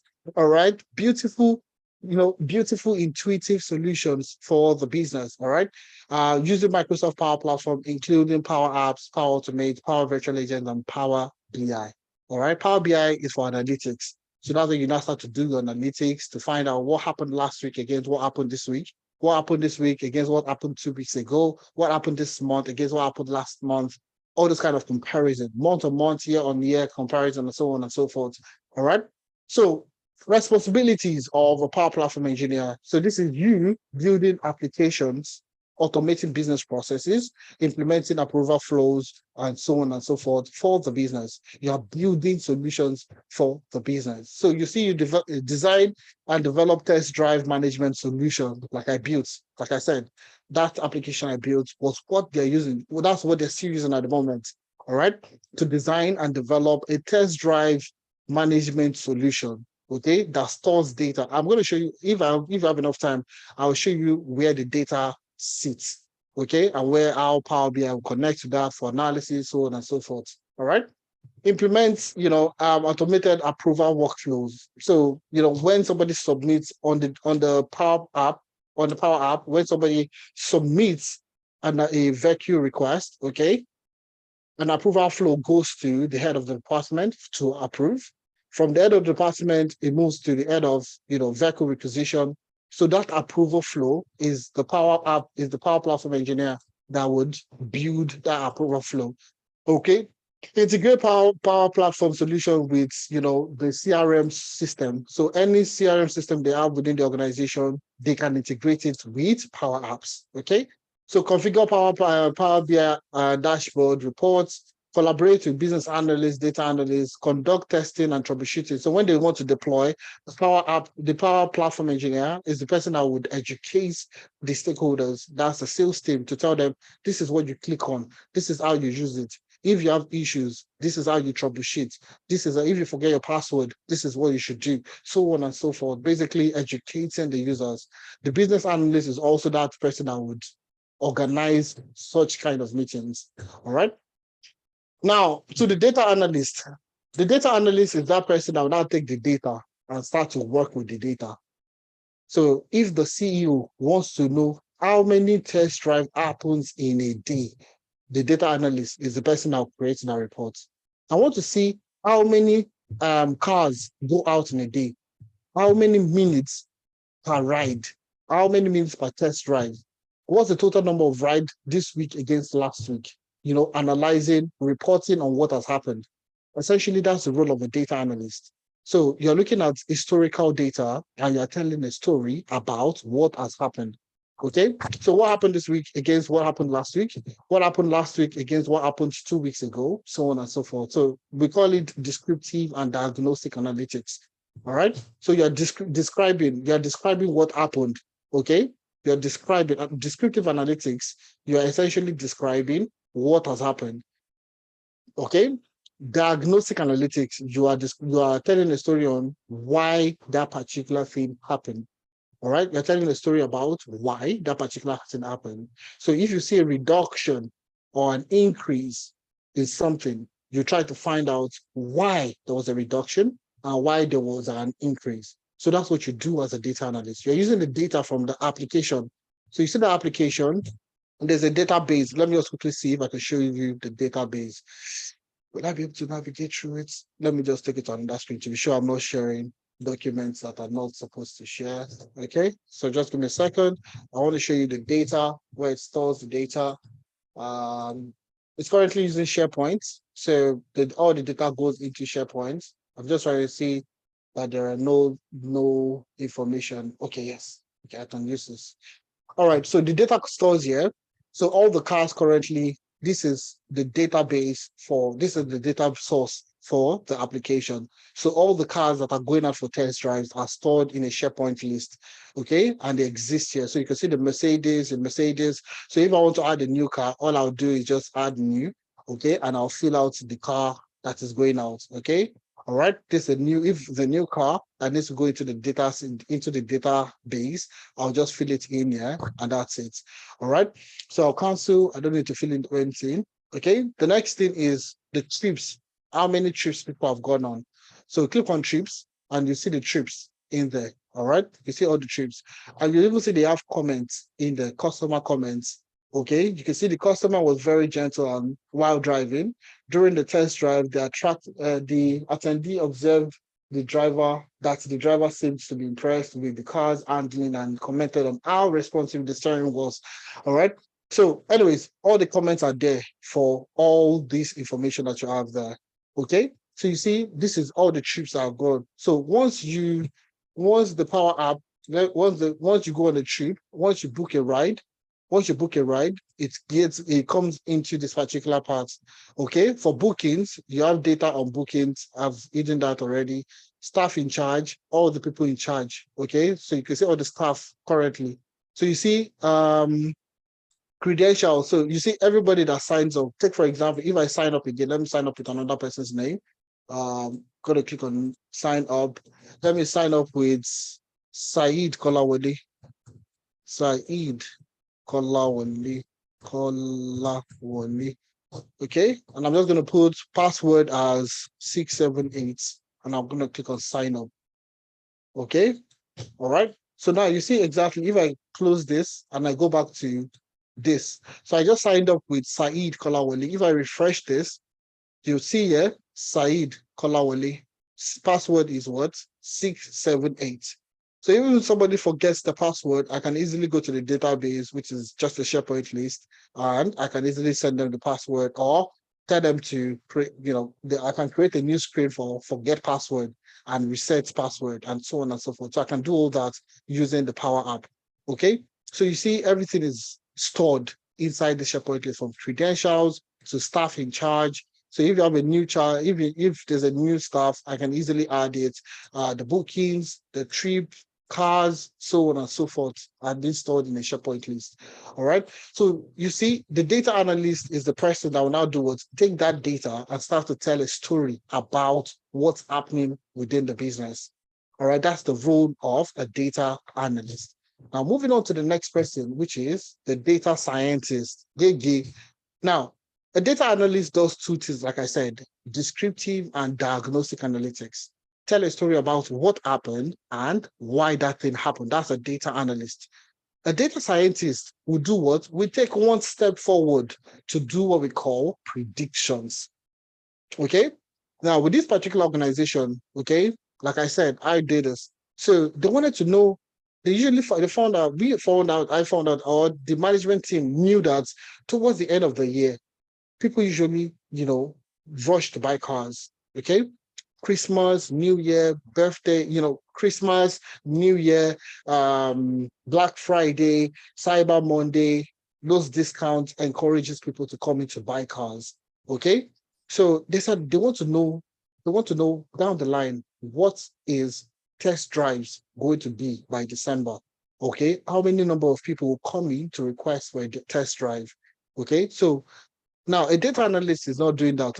A data analyst is only, what happened? Why did that happen? That's where I stop. Do you understand? But a data scientist is taking it one step further to say that, I want to predict the number of people that will come in December. I want to predict what the inflows will be next month. I want to predict what will happen in the next couple of months, down the line, so on and so forth. That's the role of a data scientist. So the data scientist applies advanced analytics and machine learning techniques to drive meaningful insight and build predictive models. All right. So if you're looking to become a data scientist, that's essentially what you're doing. Now, the beauty about data science is you are still doing descriptive. You are still doing diagnostic. The only thing there is you are doing prediction. You are going one step further to do what we call predict what will happen in the future. All right. So that's what you'll be doing as a data scientist. You'll be working with statistical models, machine learning models, in order for you to build predictive models to tell the business, this is what's likely going to happen in the future. Oh, this is going to be the main pain points. These are the things that you need to work on in the future, so on and so forth. So the biz collaborates with the business analysts, data analysts to define the scope of data science projects related to test driving processing. Okay.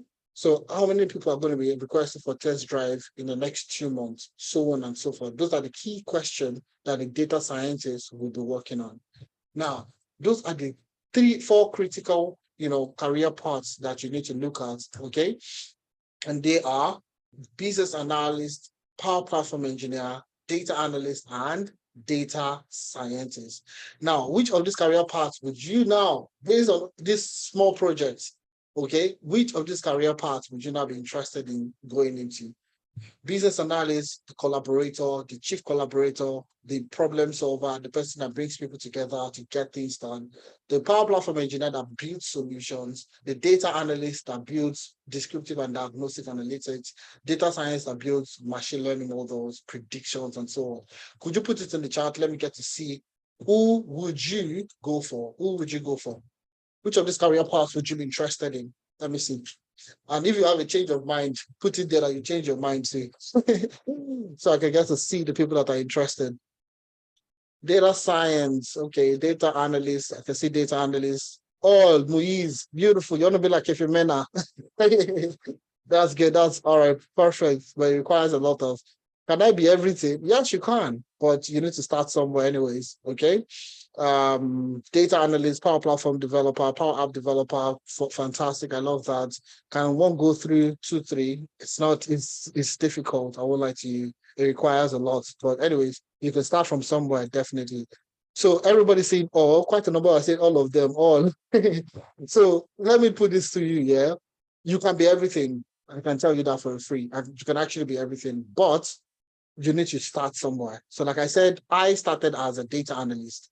All right. So I have people that started as data scientists. I had people that started as power platform engineer, incorporated data analytics, and are now doing more stuff. So the beauty about tech is you can do more. All right. You can learn more and do more. That's the beauty. I don't need to spend 2 years going back to university to learn a skill. I can pick up a skill. Analytics has been wonderful for me.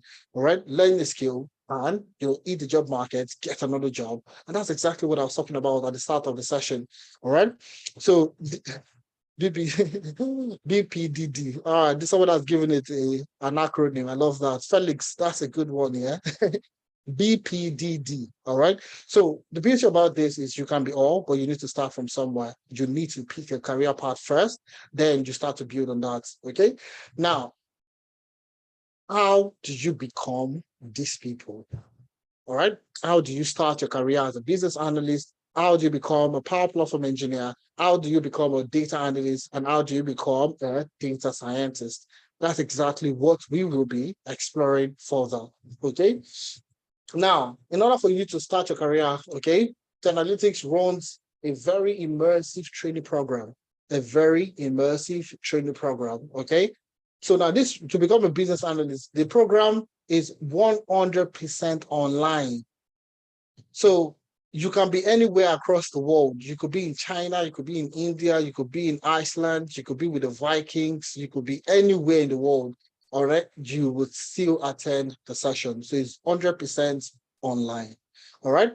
Hands-on practical sessions with video exercises and projects. Okay, so like what we did today, it's me, I'm just sharing experience today. Today was not much of a practical, but with this experience, you can easily paint a picture of any business environment and see how you can contribute. All right. But essentially, our programs are hands-on practical. So real life experience is what we use to teach participants. Like I used today was my real life experience, what I built, a solution that I built, and the processes involved and all the things. So this is how best people learn. And that is how we teach people. Okay. Another good thing is you have lifetime access to the materials and experts. So I get a lot of people say that, oh, do you have a physical location where we can do training? And I laugh at these people because if you go for a physical training, okay, and you sneeze, okay? All those sneeze that you enjoy for like 2 minutes, chew, and you just stay there to soak it out, enjoy, all right? That 2 minutes is gone for life, all right? It's gone. You can't go back. You can't rewind time to say that, oh, I missed something, or you go to the restroom. It's gone for life. Do you understand? Now, the reasons why we're doing this online is for easy documentation. All right. So we have thought about it. Okay. If you think about it, what we just automated, we did the same thing. To ensure that we've seen that you can learn something today and tomorrow you've forgotten. We're all humans to forget. And that's the reason why we have it recorded. Okay. So that at any point in time, lifetime access, you can always go back to the recording to watch the recording again. All right. So even if you forget, fine, you're human, but you have the recording. You can go back to the materials, you can go back to the experts, you can go back to people within the team. We have a community to help you, even after the program, you finish the program, experts are still there to help you, assist you, so on and so forth. All right. The next part is industry relevant certification. So we give you a certificate after completing the training program. All right. And the sweet part is 100% job prospect visibility. Now, like I said at the start of the session, if you joined us midway, all right, I told people that the whole essence of we starting to analytics was to get more Africans into tech. All right, into tech, either any of this career path or more. Today we only explored 4. Tomorrow we'll explore more. Okay. I should go into rapping. That's good. You see the rhyme? The rhyme there came in there. I just got it. All right. So today we did 4. Tomorrow we'll do more. I should open a studio, Stunner Boy Ifemena. All right. So 100% job feasibility. That's what we do. We show you where to get jobs, remote jobs, where to get freelance job. If you want to work freelancing, if you want to work as a remote, you want to work remotely, you're looking for relocation opportunities. Those are the things that we do for you. Those are part of the packages. Okay. So that's the program overview. Okay. And the good thing about this is it also comes with a 1 month free internship. It comes with a 1 month free internship. All right. So once you finish the training program, you also have access to 1 month free internship. Now, the program overview to become a business analyst, the training program lasts for 2 months. It's a 2 month training program. The Power Platform Engineering Training Program also is for 2 months. It's 2 months plus. The Data Analyst is 2 months plus, and the Data Scientist is also for 3 months. All right. So the Data Science is slightly ahead in terms of timeline, slightly ahead. All right. So the Business Analyst for 2 months, Power Platform 2 months, Data Analyst 2 months, Data Scientist 3 months, and every program comes with a 1 month free internship. Now, let's talk about what to learn in each of these career paths. What would you be learning between each of the career paths? Okay. Sorry, give me a second. Now, for business analyst, all right, what do you need to learn as a business analyst? Now, the first part here you see here is analytics. The first step you need to learn is analytics. And it's very simple why you need to learn analytics. Very simple. Now, with the experience I shared today, current state, future state, in order for you to find out that gap, okay, not just to find the gap, but to also give numerical values, give metrics to where that gap is, how that gap is affecting the business, you need to do a little bit of analysis. So that's why majority of the roles right now for BA, you'll see business data analyst, you will see BA with data analytics experience, you will see BA with analytics experience, so on and so forth. So a lot of BA roles are now requesting for analytics embedded in the training program, or in the work experience itself. So you get to learn Excel, you get to learn Power BI, and you get to learn SQL. So 3 technologies that a data analyst will use. You during the BA training program, you would also learn this, and it is important, okay, to learn it, because majority of the roles now require you to have an analytics experience, even if you're going to be doing BA. All right. So after doing that, you move into project initiation planning and agile essentials. So, like I said, you need to be able to bring people together. This project, for example, automating vehicle requisition, that's a project. Now, how do we get started? How do you initiate the program? How do you start planning and all these things that you need to do and build an agile, framework for the project, so on and so forth? That's exactly what you need to do. Then the next part is software development life cycle. Beautiful. Now, for this small project, which is a vector acquisition form, we built an application. Okay, we built an application. Now, what is the software development lifecycle? How do you start and how do you end a project based on software development? For the business, you're building a solution for the business. How do you start and how do you end? What's the life cycle of a software, all right, within any business? How do you start and how do you end? You would also explore that, okay?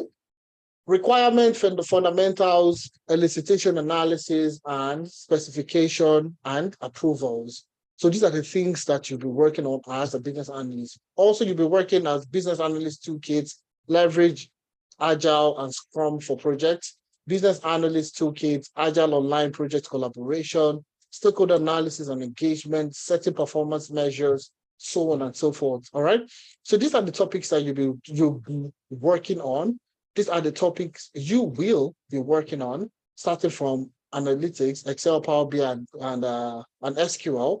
Then you move into the BA core fundamentals. So from projects initiation planning to software development to requirements gathering to stakeholder analysis and engagement, so on and so forth. Now, the beauty about this training program is it is beginners, all right, with no experience or even experienced professional. Now, if you've worked before, you've worked in any other career path, you're an experienced professional, or you don't even have any experience before, this training program is designed for you. All right. So it's going to be starting from the basic level, like you don't know anything. All right. So it is built on that premise that you don't have any experience, and we're going to be building on that experience. So that's how we are going to be going with the training program. Now, this training program, okay, is so it runs for both Europe and Canada. All right. So if you're in Europe or Africa, okay, this training program runs every Saturday and every Sunday. Okay. So on Saturday, West African time, 11 to 2 p.m. So if you're in Europe or Africa, it runs on Saturday and on Sunday. Saturday between 11 to 2 p.m. West African time, and on Sunday, 2 p.m. to 5 p.m. All right, that's if you're in Europe and Africa. Now, if you're in Canada, you're in the US, it also runs Saturdays and Sunday, but different timing. Okay, so if you are going to be in Canada, all right, it's between, I made a mistake with this. Okay, so it's supposed to be 2 p.m. to 2 p.m. 2 p.m. to 5. All right. And okay, well, it's going to be your time. It's going to be 11 a.m. your time. So it's not absolutely wrong. All right. So it's going to be 11 a.m. your time and to the same time, but Canadian time, essentially. All right. It's going to be that time, but a Canadian time, essentially. So you'll be going through all these projects from Excel, Power BI, Tableau to SQL, working your way up to all the BA things that you need to learn. All right. Now for data analysis is the same thing. All right. You'll be doing the same thing with data analysis. For data analysis, the key fundamental thing you need to learn is problem solving. See, as a data analyst, you'll be solving a lot of problems also. And how do you break problems down into small pieces? That's a key question. All right. That is a key question. So how do you break problems down into smaller pieces? How do you break a problem down? So as a data analyst, those are the things that you'll be working on, building things and breaking them down into smaller pieces. Okay. So what techniques do you use in solving problems? So for a data analyst, there are quite a number of techniques. Now, for BA, we talked about Agile, we talked about Scrum, we talked about, all the methodologies they use, waterfall, Kanban, and all that. So a BA has all those techniques. For a data analyst, we also have our techniques, which we call the CRIPS DM. We call it the CRIPS DM, CRIPS DM. I'm sure you guys have not heard of this before. So the CRIPS DM basically means cross, CR for cross, I for industry, standard process for data mining. All right, so it is cross-industry process for data mining, CRIPS DM. So These are frameworks that we use when we're talking about problem solving. Also, there are quite a number of other problem solving techniques that you will be learning. Okay.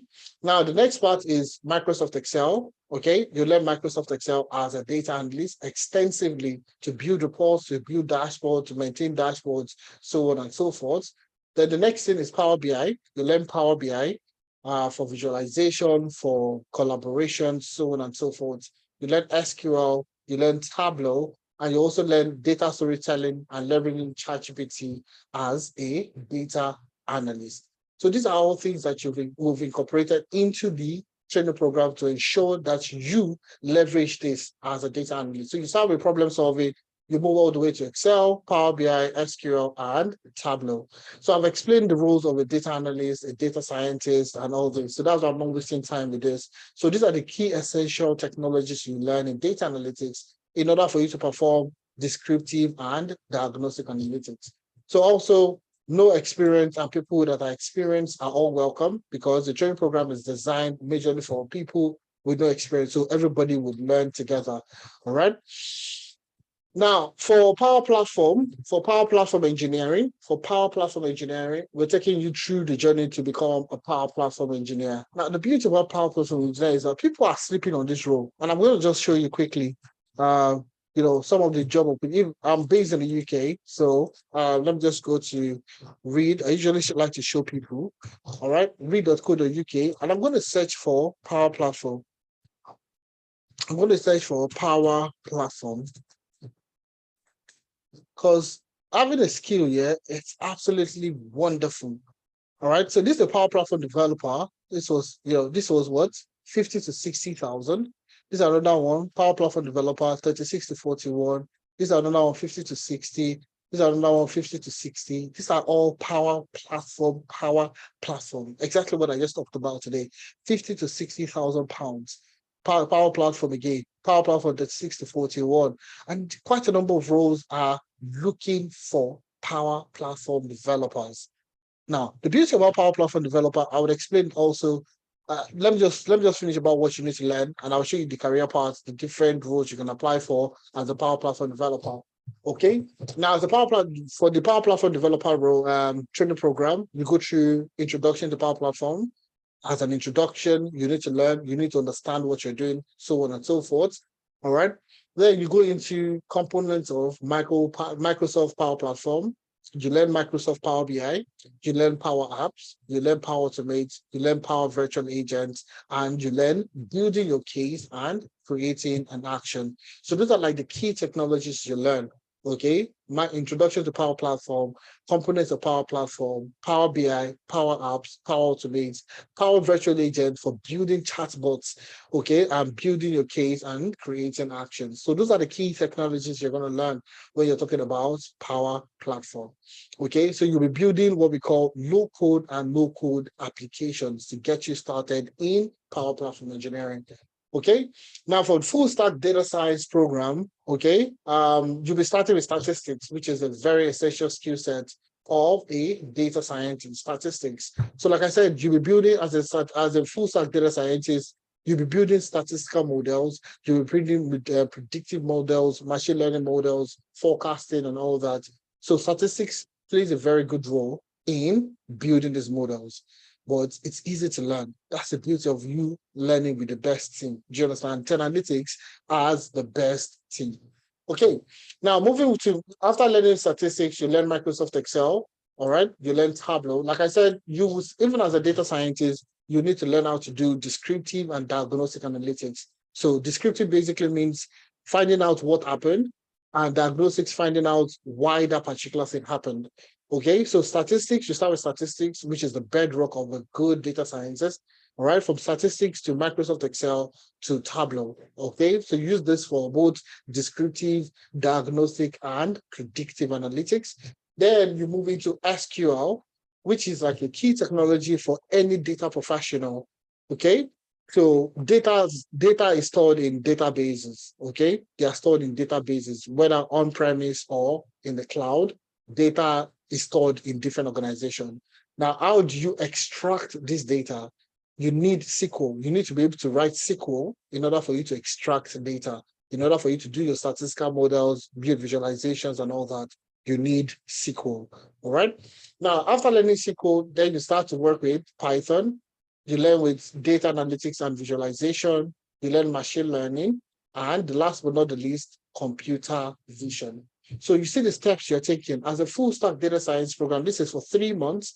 So you learn statistics to Excel, to Tableau, to SQL, to programming language, Python programming, to data analytics and visualization using pandas, using Seaborn, using Matplotlib, Plotly, and so on and so forth. So you also work with machine learning models, unsupervised and supervised machine learning models. And last but not the least, computer vision, right? Now, your learning roadmap comprises of 4 journeys, okay? So the first journey is, first of all, go through the live classes. So like I said, some of the training for the BA, business analyst, data analyst, and power platform, they are all 2 months plus. Only the data science is for 3 months. You'll be going through the immerse training program for 3 months. All right. So 2 months of project-based live classes. Okay, 2 months plus 3 months based project. So all the classes are project-based. They are project-driven, and I'm going to show you these projects as we go on. I'm going to show you the projects that you work on in class. So 2 months project-based live classes, 2 weeks capstone projects. Now, after the training program, we give you capstone projects. Now, these capstone projects are all the projects that we work on are project, personal and industry expert experience that we use to build the projects. Now, take for example, if you're working in the Power App, you'll be building this kind of application, okay? And that is coming from my own personal experience, a demand within an organization, and you'll be building it. My experience with data science is the same thing. I use it to teach. We use it as case studies. We use it as examples. We use it as experience sharing, so on and so forth. So you're always learning based on ideal industry-led projects. Okay, so we give you an industry project, which we term capstone project. Now you use 2 weeks to solve this project. Either you work on your own or you work with a group. You will be working on that capstone project. Now, the capstone project is very essential in order for you to get your certificates. All right. And after that, you work on a 1 month virtual internship. You work on a 1 month virtual internship. Now, that 1 month internship is a delicious experience because this is now when you start to hone your skills as a professional.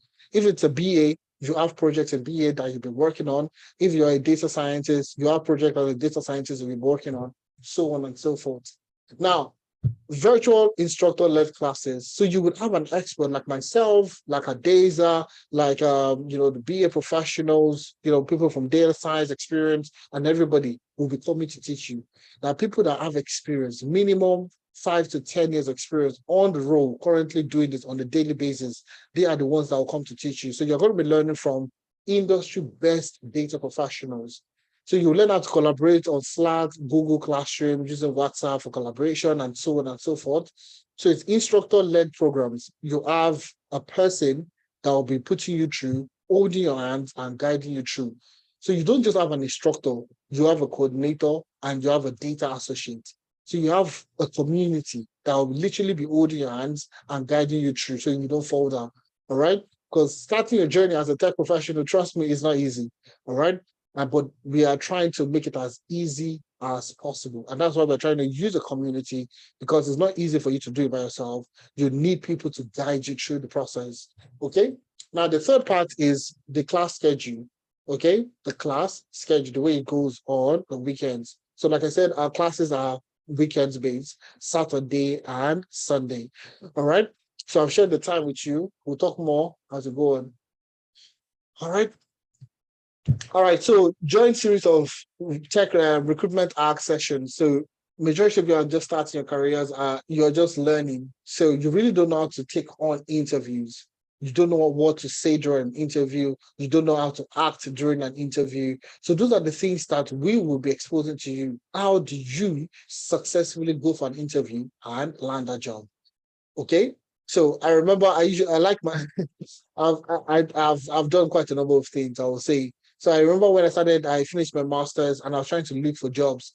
And I started applying. I had a very good experience coming from management consulting. So, a lot of recruiters reached out to me, all right, even with that my nonsense CV back then. If I remember, the CV was terrible, all right. But they reached out to me and they asked me questions, okay. And I, because I was new to to Europe, I was in Ireland back then, and I was new to, these foreign company, the way they recruit and all that. So I kept saying that, oh, I just want to start. I just want to start and grow myself within the business. I just want to start. I just want to grow with the business, that kind of thing. And I noticed not a single recruiter called me back. So it got to a time that I was free with one of the recruiters and I asked him, is there a reason why, is there, how did the interview go? Just give me feedbacks and all that, give me a feedback and all that. And they told me that I sound like, obviously on paper I'm good, but the way I talk like I don't have experience. Okay? Because how would you say that you are good, but you want to come and start growing with the company? Do you understand? There was a mixed match with the way the communication went. So those kind of the way you talk, please, and that me, I've learned painfully, I've learned, spent 3 months looking for job, okay? Trying to get sponsorship and all that. 3 months trying to look for jobs. Do you understand? So those acts that you don't know exist, that we have gone through using mistake, is what we would expose to you during the recruitment acts. Okay. So now learning the technical skill is one thing, like I've rightly said, is one thing. You're learning to become a BA, you know how to use Jira, you know how to use Confluence, you know how to use Trello, Draw.io, you know how to use all these technologies, you can build process map, you can do all the things in this world.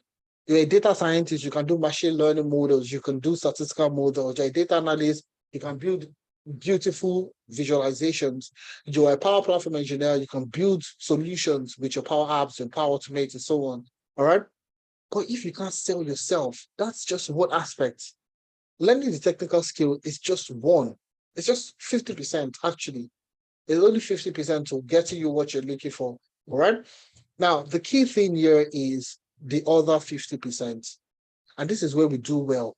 Okay. Like I said, the only essence for us is to get you into tech, nothing more, nothing less, to get you that tech job that you're looking for. That's what we are. That's literally why we are here on Friday. This is why we are always doing a lot of education on all our platform to tell people you can get a job as a tech professional. All right. How do we do this? First thing, after learning, even while you're learning your skill, while you're learning skill, you'll be learning how to review your CV. So we're going to work with you to review your CV. And we get a lot of people to say that, oh, I've never worked before as a data analyst. Oh, I've never done anything in Power Platform engineering before. How do I tailor my CV to get a job? So that's where we come from. I have learned, we as professionals, myself at Deza, we have learned the hard way, doing this, failing, all right? But now we are failing forward. Do you understand? This real sense of, because whatever we failed with is what we're using to train people to get this job. So all the things that we failed with are what we are implementing. So CV review plays a very serious role in you transitioning, because if you're very good, but your CV is not good, nobody's going to call you. Everybody's only saying that, oh, let me just get the job. Let me just get there. Let them just call me. Let them just call me. I will impress them. But they never get called. Why? Because of technologies like what? ATS.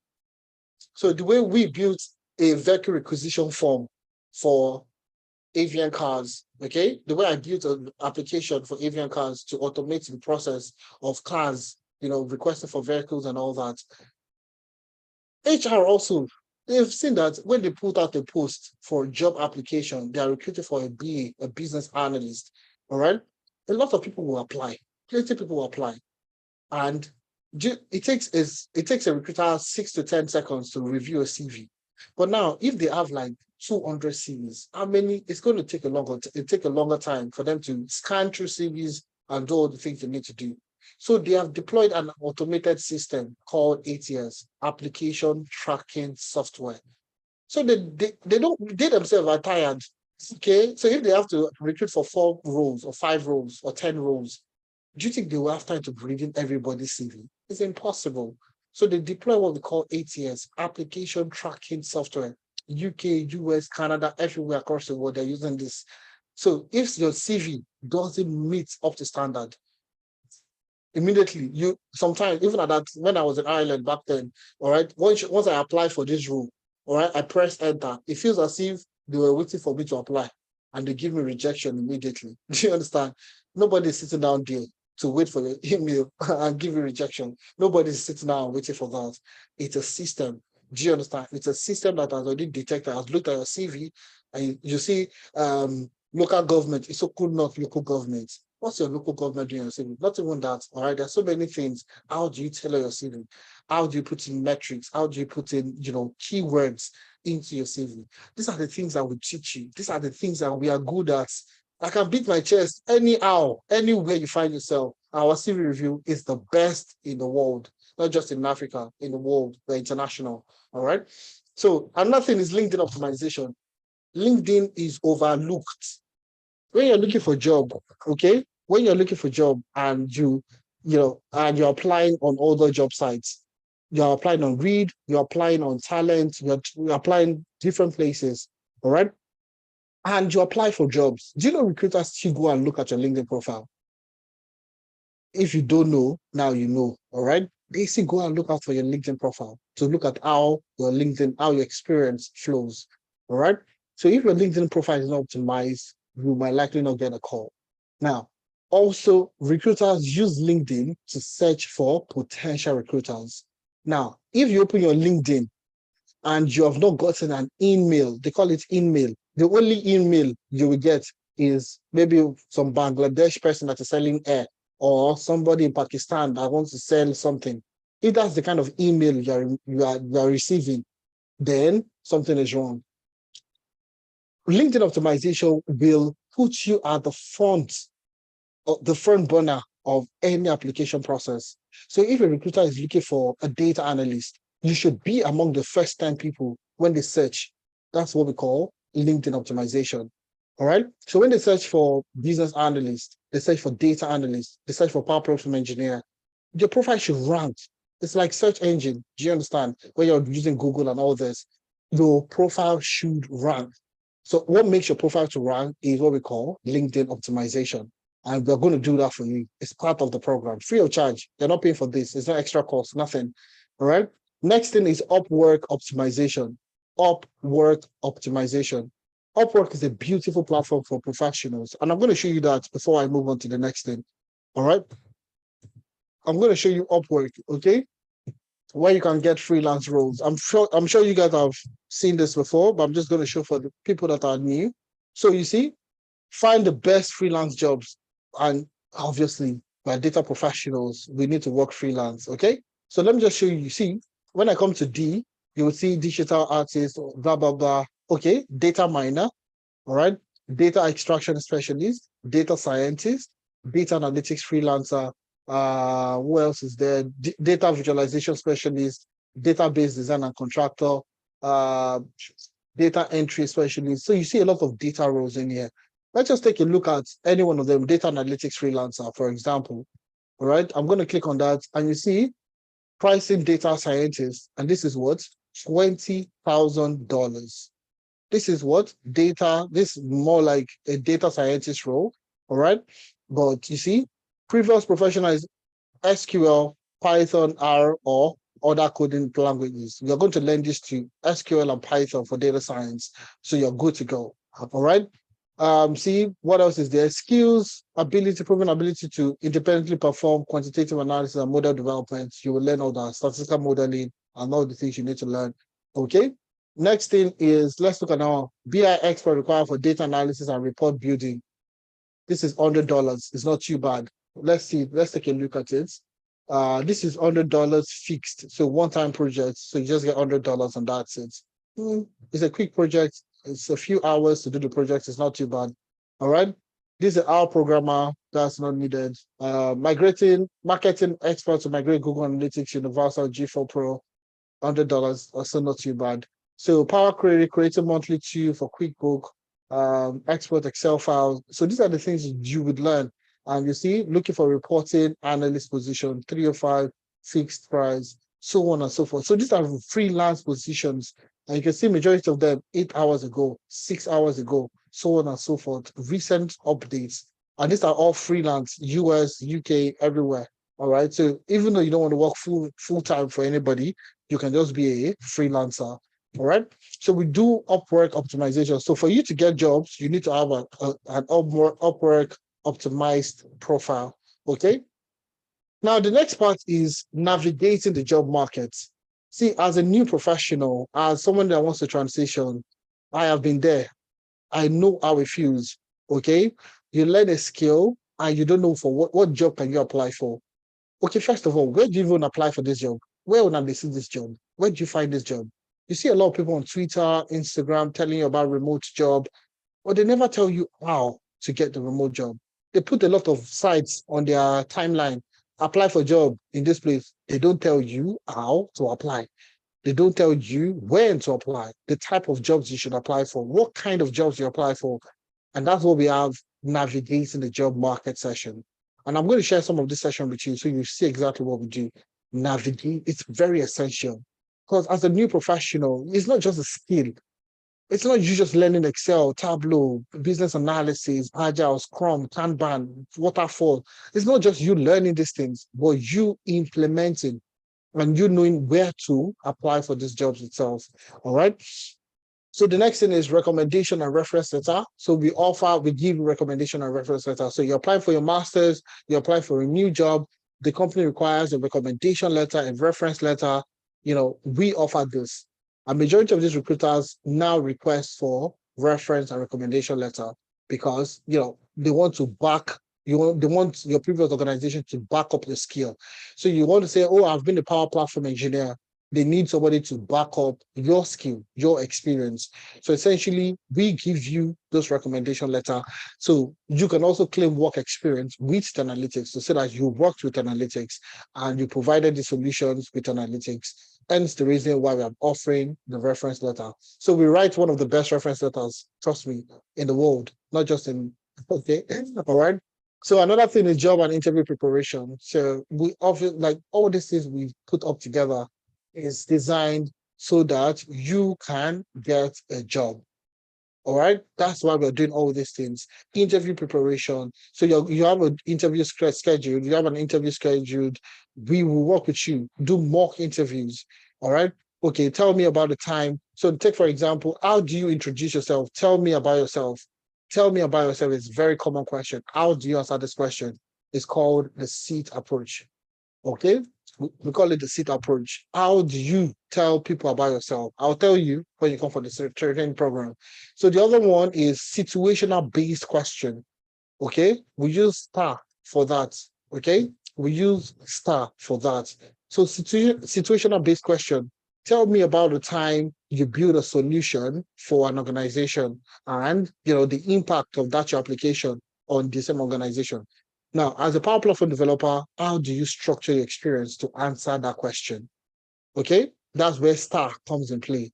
You need to display the situation.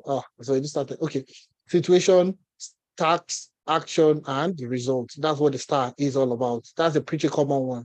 So I can tell you. All right, situational based question. That's how you answer it using the STAR technique. Now, if you have not done any form of interview, if you don't do mock, or people don't listen to what you want to go and say in an interview, you might likely flop. Do you understand? So we hold what we call the mock interview sessions to prepare you, all right, a day, 2 days, all right, to the session. We prepare you, give you possible questions that they would likely ask you, all right, and so on and so forth. Okay. And to crown it up, we have what we call mentorship sessions every Wednesday evening. All right. So it's Wednesday, depending on the cohort, we do Wednesday or Thursday. All right. So we do mentorship session every Wednesday where we bring in experts, where we bring in people that have been through this to talk to you and mentor you into getting what you're looking for. Like I said, the whole essence of what we're doing, all this discussion we're doing so far is so that you can get a job, nothing more, or transition, or move from your current, or even just improve yourself and be a better professional. That's exactly what we're doing. So it's not just you learning the skill, it's you being able to apply, you being able to get a job, get a better job, so on and so forth.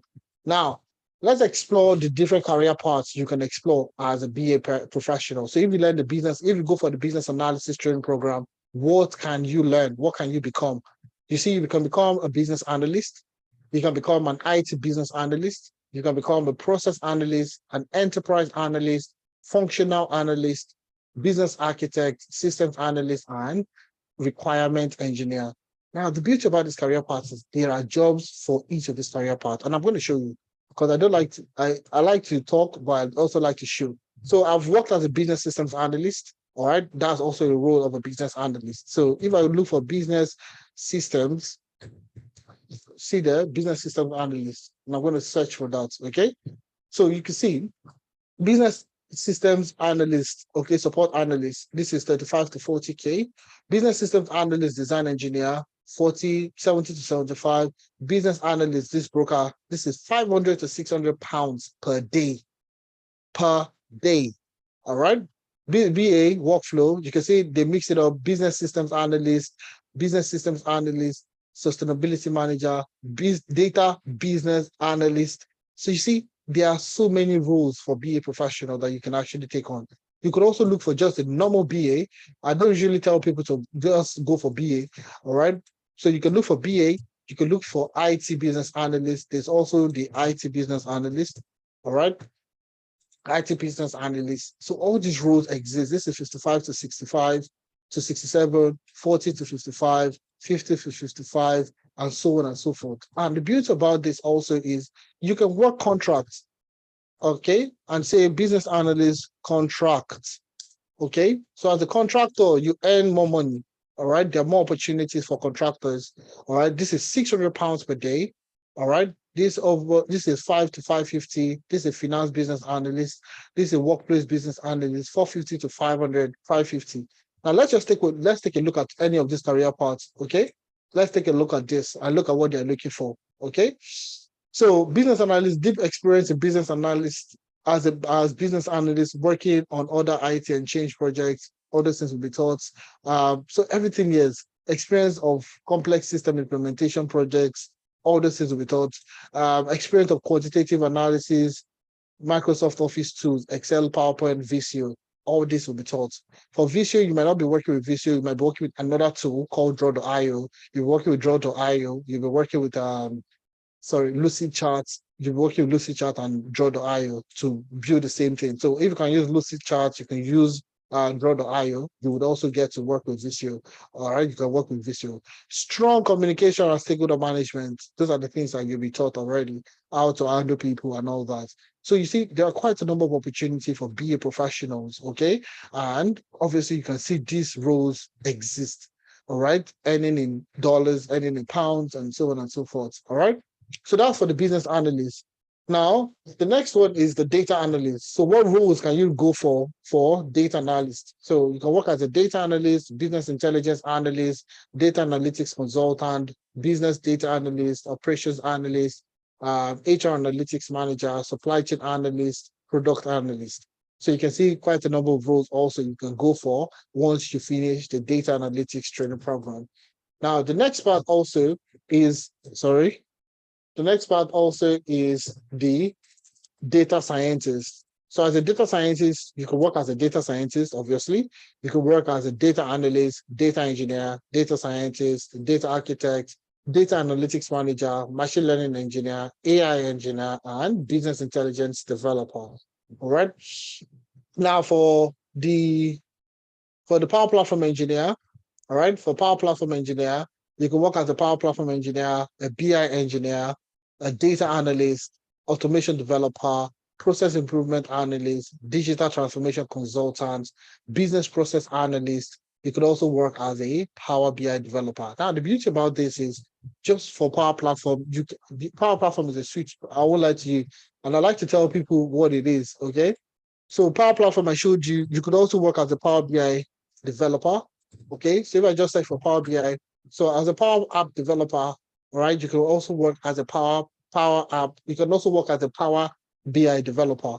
And you can see this one this is 28 to 35 pounds per hour. Okay, so if you calculate it for a day, it's still quite a sum of money per day.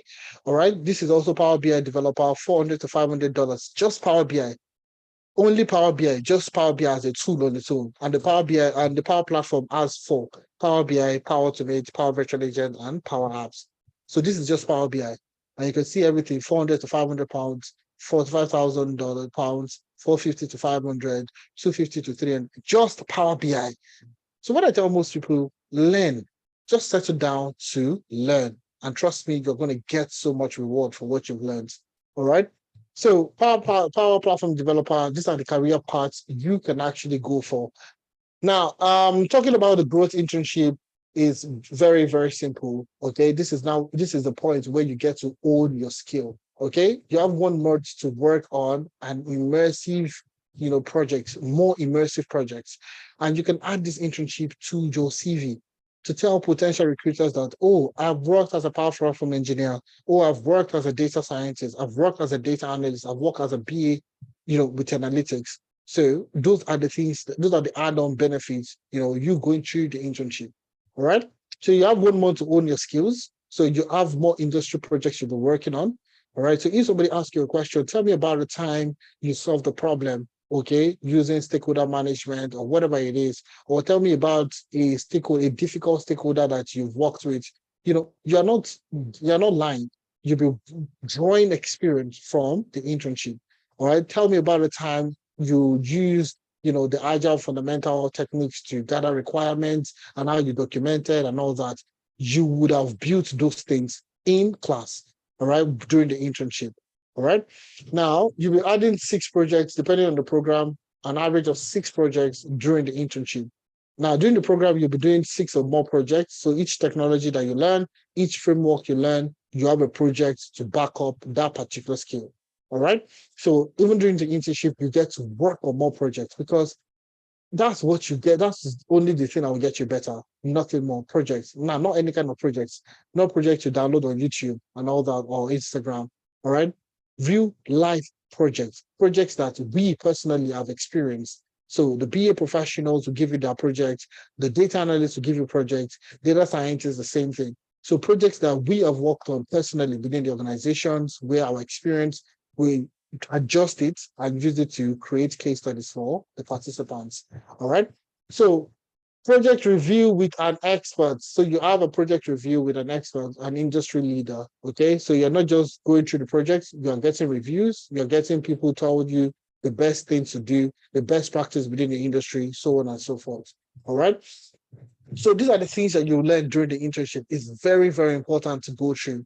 It's one career change. And I like to share one of the people, one of our past participants. She got a job with one of the top insurance firms back in Nigeria. All right. And the reason why she got this job was solely because, all right, she had experience. And let me tell you the experience. So it was an insurance business, all right, like I said. So she went for the interview, and the CEO asked her a very simple question. Have you worked on any project, any insurance project? Okay. Have you worked in any insurance or project company or anything? And she said, oh, confidently, yes, she has. That she worked on a project, with analytics, where she was able to do this with, Power BI to analyze fraudulent claims within the insurance business. And she said the CEO sat up to listen to what she had to say. All right. And she gave a very detailed breakthrough of, how they were able to get the data, how they were able to determine fraudulent transactions, how they were able to plot, fraudulent claims. All right, who are the people likely to forge, claim receipts, so on and so forth. So those are the things that she talked about, and eventually she got the job. All right, she has relocated. She moved away from the job. She's currently based in the UK, and guess what? She has gotten another job. All right, here in the UK. So, those are the kind of experience, and we're really proud about our internship, to be honest, because those are the things people actually leverage in getting the experience they're looking for. So we did 300 last year, and it's based on experience. All right. Not education, not certification, experience. How you can tell a story. So those are the things that will tell you that will give you more intuition. So join the next cohort starting on the 1st of July 2023. That's next week, Saturday. So we have a program for all the programs that we discussed today: business analysis, data analytics, data science, power platform engineering. All this program starts on the 1st of July 2023. Next month. Okay. First day next month. So if you're looking to start, the training program fees is £400, and you can pay in 2 installments anyways, or 320,000 naira. So the program fee is £400, and you can pay in 2 installments. In naira, equivalent is 320,000 naira. Now, when we started the program, I already said that I have I have a gift for people that wait till the end of the session. I have a gift for people that wait till the end of the session. Now, guess what? Guess what's the gift? Okay, the gift is, or the offer I have for you is, we are currently running a discount. Okay, currently running a discount for the first 20 people. Not everybody. Don't think it's for everybody. All right, it's available for only the first 20 people to register. Okay, now rather than you paying £400, you can pay £300. You can pay £300. Now, this £300 you can pay in 2 installments. You can pay in 2 installments of £200 and £100 for all the programs that we have today. So for business analysis, data analytics, data science, and power platform, the discount cuts across all the career paths that we spoke about today. So £300, paying 2 installments of £200 and £100, and the second installment comes 1 month into the program. 1 month into the program. So if you pay now, the next installment is going to be till August next month. August, yes, before you pay the balance. So 1 month after, that's when you'll be required to pay the balance. So you have enough time to save in order for you to pay for the balance. So if you're paying in naira, the equivalent of £300 would be 270,000 naira. All right, when you can pay in 2 installments of 180 and 90,000 naira. And in USD, 400 USD, 300 and 100 USD. And in Canadian dollars, it's just 500 Canadian dollars, 350 and 150 Canadian dollars. We can pay through Paystack, okay? So if you're anywhere in Europe, Germany, France, Italy, or anywhere across the world, honestly, you can still pay using PayPal, all right? You can use the PayPal link to make payments.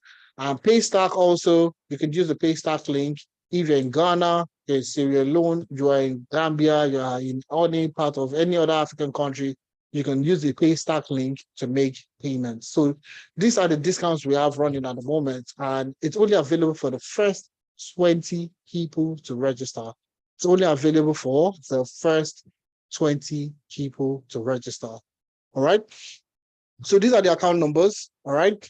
So these are the account numbers for you to send your account to. And once you make payment, so the UK account number, this is the sort code, this is the bank account, and this is the account name.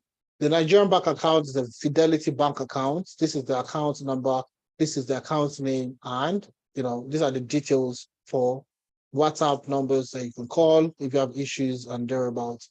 So you can take a screenshot of this. You can take a screenshot of this and you can make a payment. Now, please bear in mind that this is only for the first 20 people. The reason why we are holding this session today is to get more people into the class, okay? And we're only running it for the first 20 people to register, all right?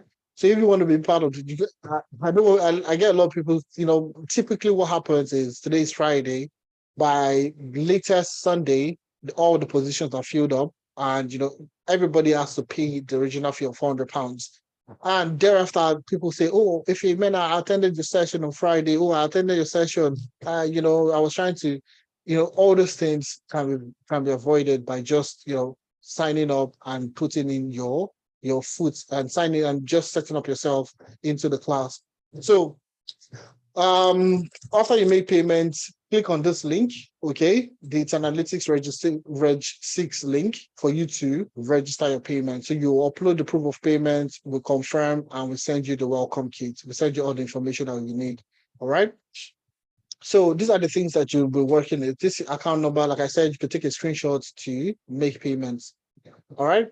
This discount is only available for the first 20 people. All right. Since last week, 180. Kobe said she has paid already, or he or she has paid already. All right. So only for the first 20 people. Now, let me just show you the platform. Let me show you some of the projects you've been working on in each of these classes. and we can easily, and if you have any question, please raise up your hand. I'll be happy to take your questions. I'll be happy to take your questions.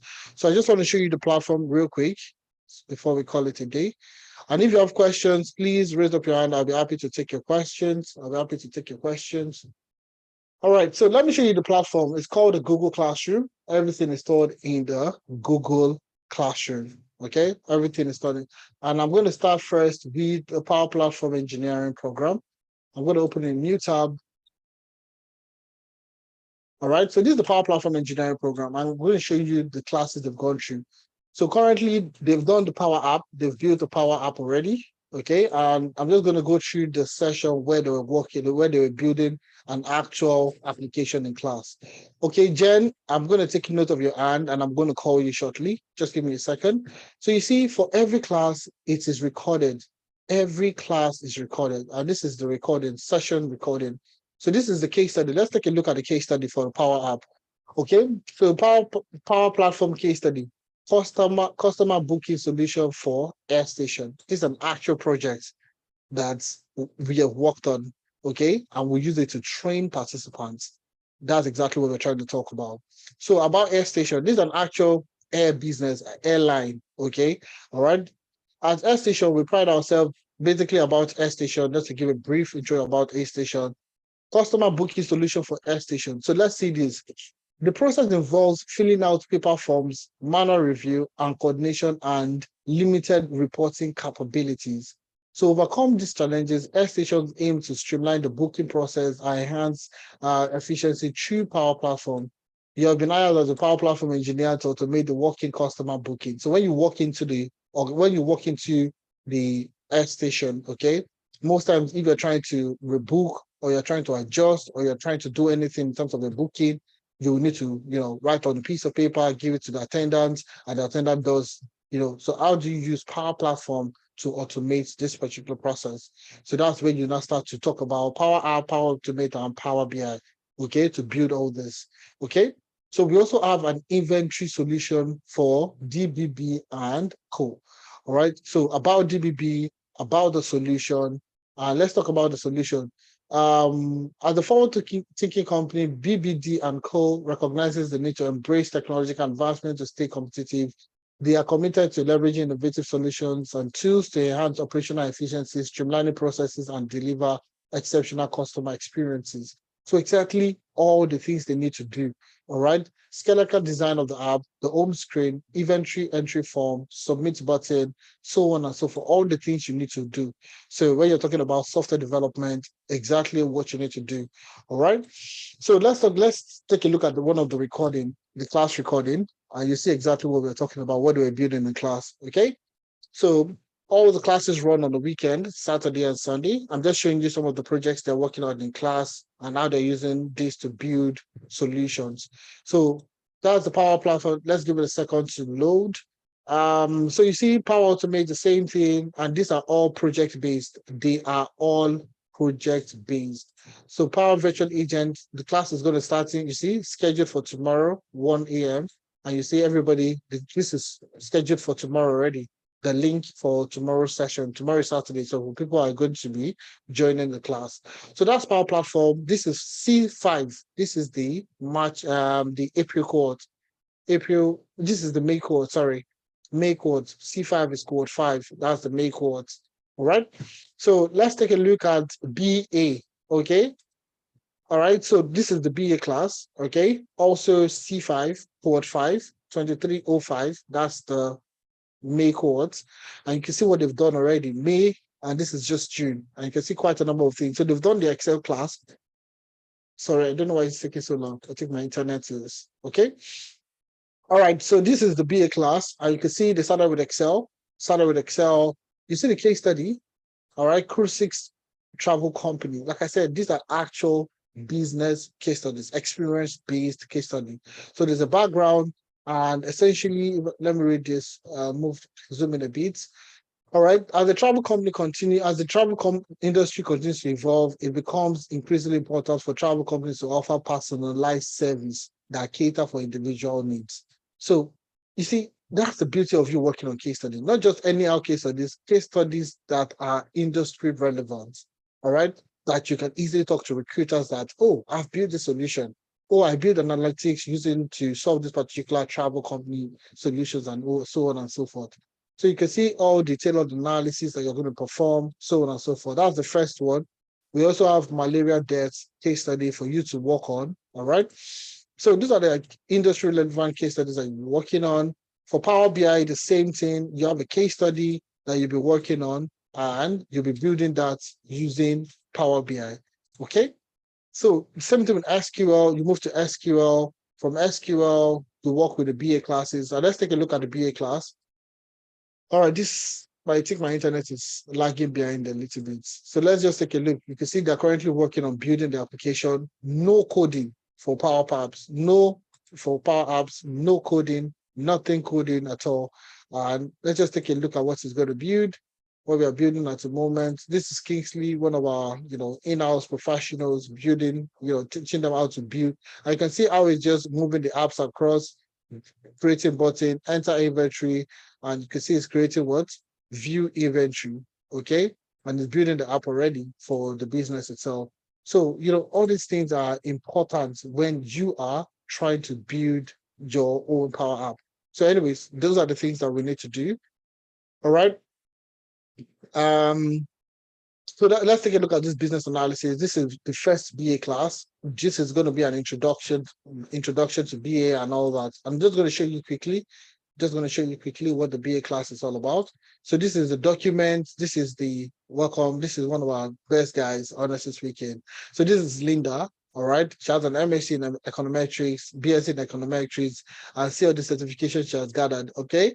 So Linda is a business analyst with a demonstrated history of working in the banking and consulting industry.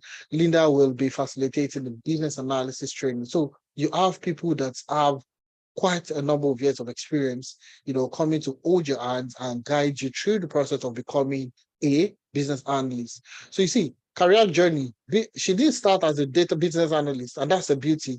The beauty is you have people that have gone through what you're going through to hold your hands and guide you through the process. Okay. So you see, she started as a lecturer. She was lecturing for macroeconomics and econometrics for 2 years. Then she moved into business development executive, spent a year over there, went into oil and gas as a data analyst, then moved into BA. All right. And now she settled as a BA, business analyst. She has worked in consulting, banking, and fintech, then FMCG. So these are the kind of people that you'll be working with, people that have gone through what you're going through, and they can easily tell you what to do better, what they did wrong, and what you should avoid, what you should focus on, what you should not focus on, so on and so forth. So these are the key things that you're going to go through. That's the BA. I'm going to also go through data analytics. That's the data CSI Europe.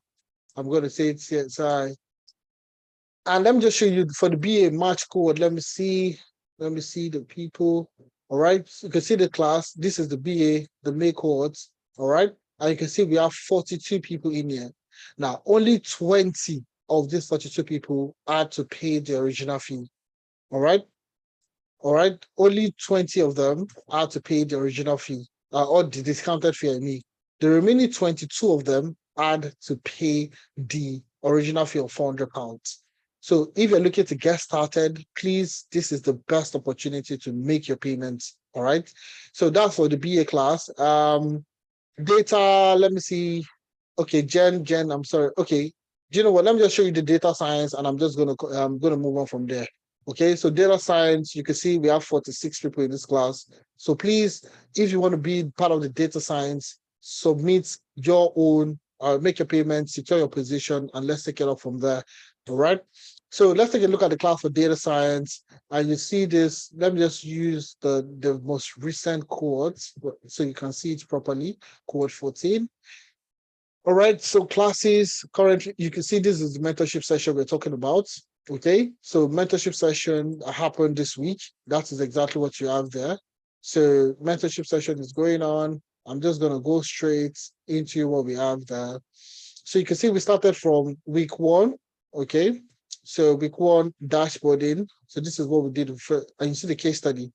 Let's take a look at the case study for data science. Okay, so the problem overview, or how are you going to use analytics to solve a problem?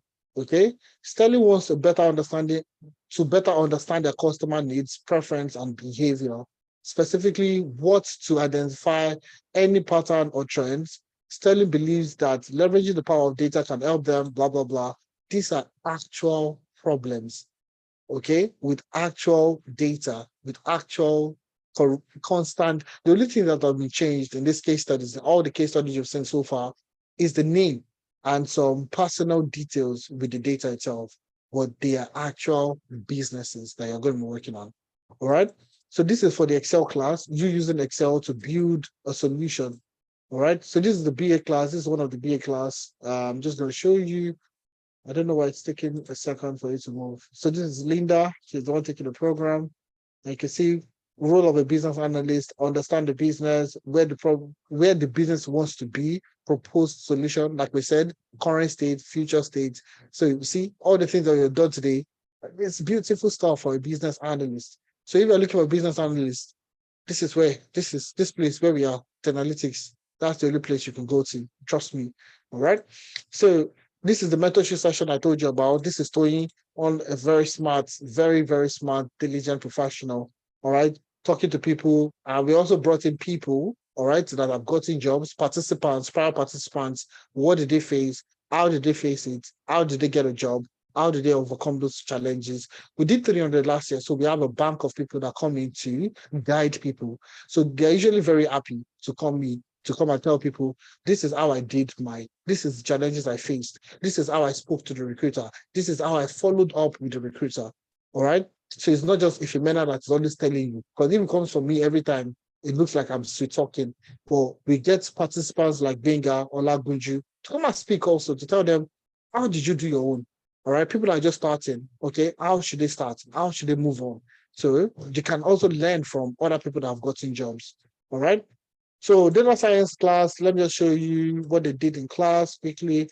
They built a dashboard in class for the first class, in Excel, because a lot of people don't believe that they can use Excel to build dashboards and solve problems. All right.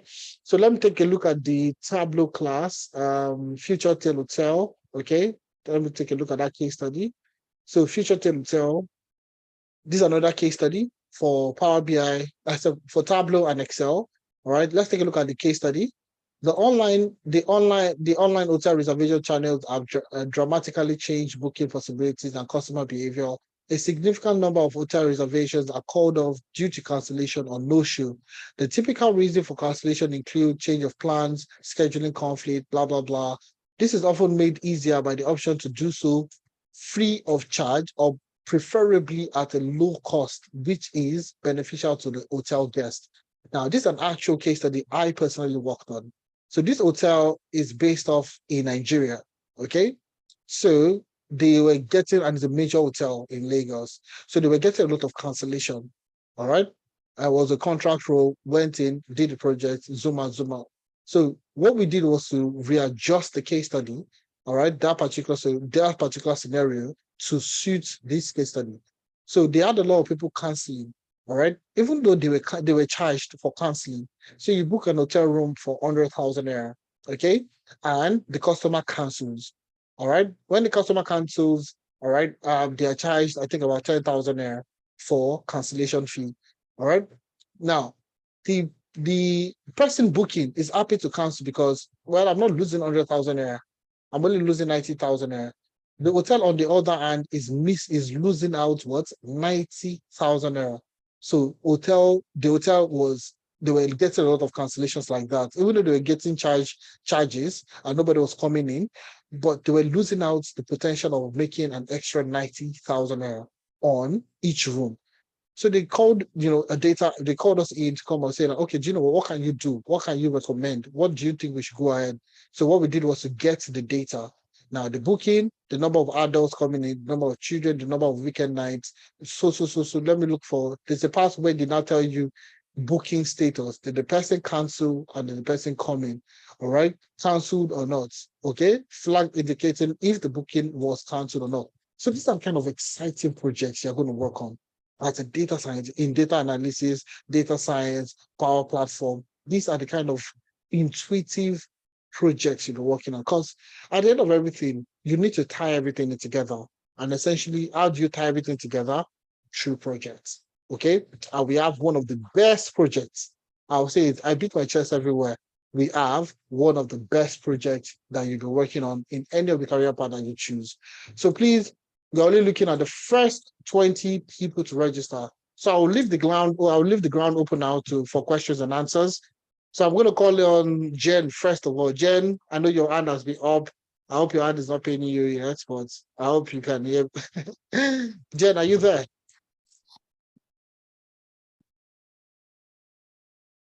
Jen, are you there? Can you hear me? Your microphone, I can't hear you. If you're using an earpiece, you might need to remove the earpiece.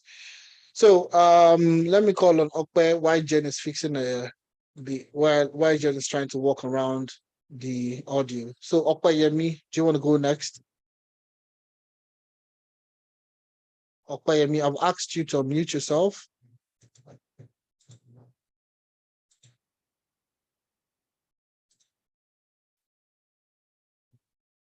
Okpayemi, I'm asking you to unmute yourself. I'm asking you to unmute yourself so you can speak. Yes, Jen, is that you? Oh my God. If it's not Jen, it's Ayo. Oh, okay. I'm sorry, I'm using my wife's computer. I was like, who's Jen? Oh, okay, okay. Yes, I've changed my name. So sorry. Okay, no problem. Yes, very embarrassing. Anyways, quick one. So I wanted to ask you, so I'm interested in doing the business analysis, like I spoke to you before. And Yes. quite frankly, everything you said is very interesting. I think, along the line, I would like to probably, upskill and just learn it, but I want to start with the BA one. So Okay. I wanted to ask you if what we require for the classes, do I need to subscribe to the Microsoft Office 365, the Excel and all that stuff? And then also I don't know that there's any particular, I don't know if there are other tools that you use for like the Agile and Scrum bits, just so that, I'm prepared ahead. If there's anything that you need us to download in terms of tools and softwares, just, ahead of the class. All right. Very good question. Thanks a lot for that, Ayo. So let me just take you through the BA class. So once you make payments, everybody receives what we call the welcome kits. So installations, all right. So you can see everything is here. Power BI desktop. We have a YouTube link to show. Majority of the applications you're going to be downloading are free of charge. Okay. So from even Microsoft Office itself, you can download for free. We have everything in the welcome kit itself. So just give me a second. Welcome to BA. So on your laptop or your phone, this is the welcome kit. I'm going to show you through the welcome kit. So it is going to show you everything that you need to download. So how to install Microsoft Office, how to download and install PostgreSQL. You'll be working on SQL. So how to download and install Postgres on your system is there. Microsoft Power BI is there, and any other thing that you need. So working with Draw.io free of charge, that's web-based. Working with with Jira, for example, web-based, free of charge. Those things are free, so you don't need to do too much installation especially for the BA program. Everything will be piecemealed as the program progresses. You'll be getting those things for you to install, to download, like you have here. Just before you get to the BA, we've not got for this particular cohort, they've not got into the technical side, using Jira, using Confluence, so on and so forth. All right. So yeah, that's it. But for the system, for Microsoft Excel, if you have Excel already, it's fine. You're good to go. All right. If you're using a MacBook, Power BI for Mac, we show you how to download Power BI for Mac, so on and so forth. For Microsoft Office, so for Microsoft, if you don't have Microsoft Office, we have a video here for Microsoft Office walking you through how to download and install Microsoft Office on your system. So this is office.com, tells you how to download and all. It's free of charge for the first month. Everything has been documented inside the video. So all you need to do is just walk through it. I'm surprised you have 1,000 views already. Interesting. Anyway, but you can actually just go through this and everything. Once you make payments and you get the welcome kits, everything will be sent to you. All right. So you can follow through. All right. Thanks a lot for that, Ayo. Let me call Jumoke next. Okoyemi, I'm not sure why you're not unmuted. Yeah. Okay. Hi. Okay. Can you hear me now? Okay.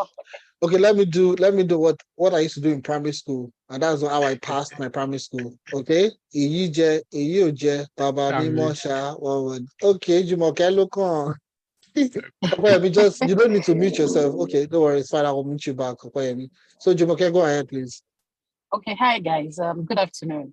Good afternoon. First off, I just wanted to say thank you for holding this masterclass. I mean, it's so elaborate and detailed. You can actually pick one or two things to actually give you an insight of what you should expect in the class. I just signed up for the class too, so I'm not talking like someone that's experienced the class, but for the part of the world where I am, I know what's obtainable and I see what you guys are offering. I just wanted to say thank you first for that. That's the first thing. Then Oh, the that's second amazing. bit of it, yes, thank you so much.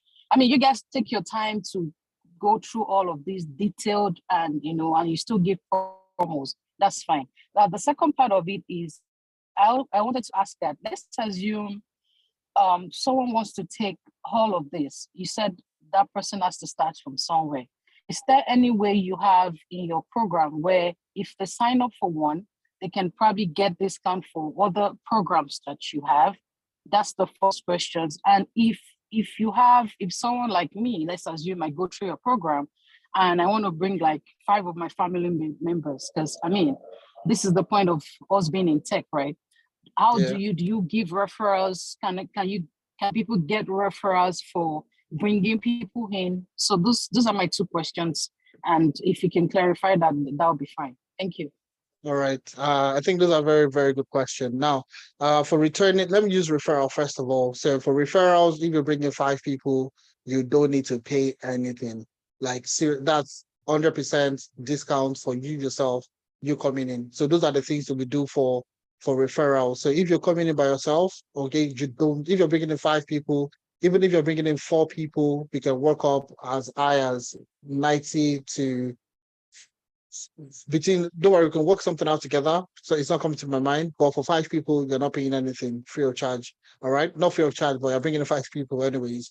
For the returning customers, returning participants, so you've learned BA, you want to learn data analytics. We also offer discounts for our participants, people that have gone through to analytics, because having multiple skills in tech is a very, very sweet career path.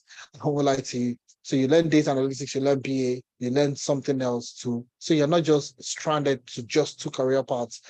Like myself, I can try my hands on so many things. I can put my hands everywhere and I'm fine. Do you understand? So we encourage participants to upskill themselves. So not just BA, don't learn BA and just leave BA alone. Move to something else, learn it, accompanying with all the stuff and all that. So we encourage that by offering them discounts also. So if you go through our program, we offer discounts to returning customers. All right. So I hope that answers your questions. Jumoke, you can use the chat. I can't see your name anymore. I think your name has gone. I'm not sure if you're still on the call now, but I hope I answered your question. All right. Let me take Okoyemi next. Okay. Ishmina, thank you so much for this opportunity. I've been joining for the past 3 days, and Fantastic. it's been amazing. I mean, mind blowing, I must confess. So the thing is, actually, I'm a web developer, and I'm also a data analyst, data scientist, because I've in fact I've been working as a web developer for over maybe 6, 7 years now, and as a data analyst, not full time, but part time, just trying Okay. hands on projects and trying hands on projects and all of that.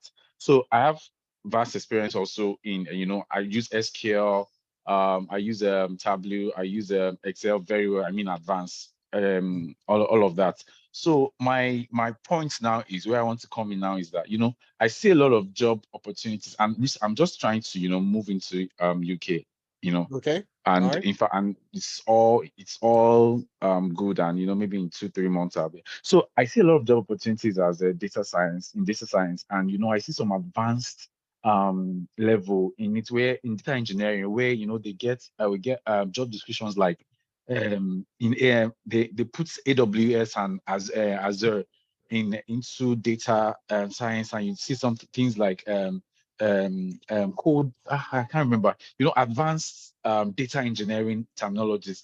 that I don't have any experience on, you understand?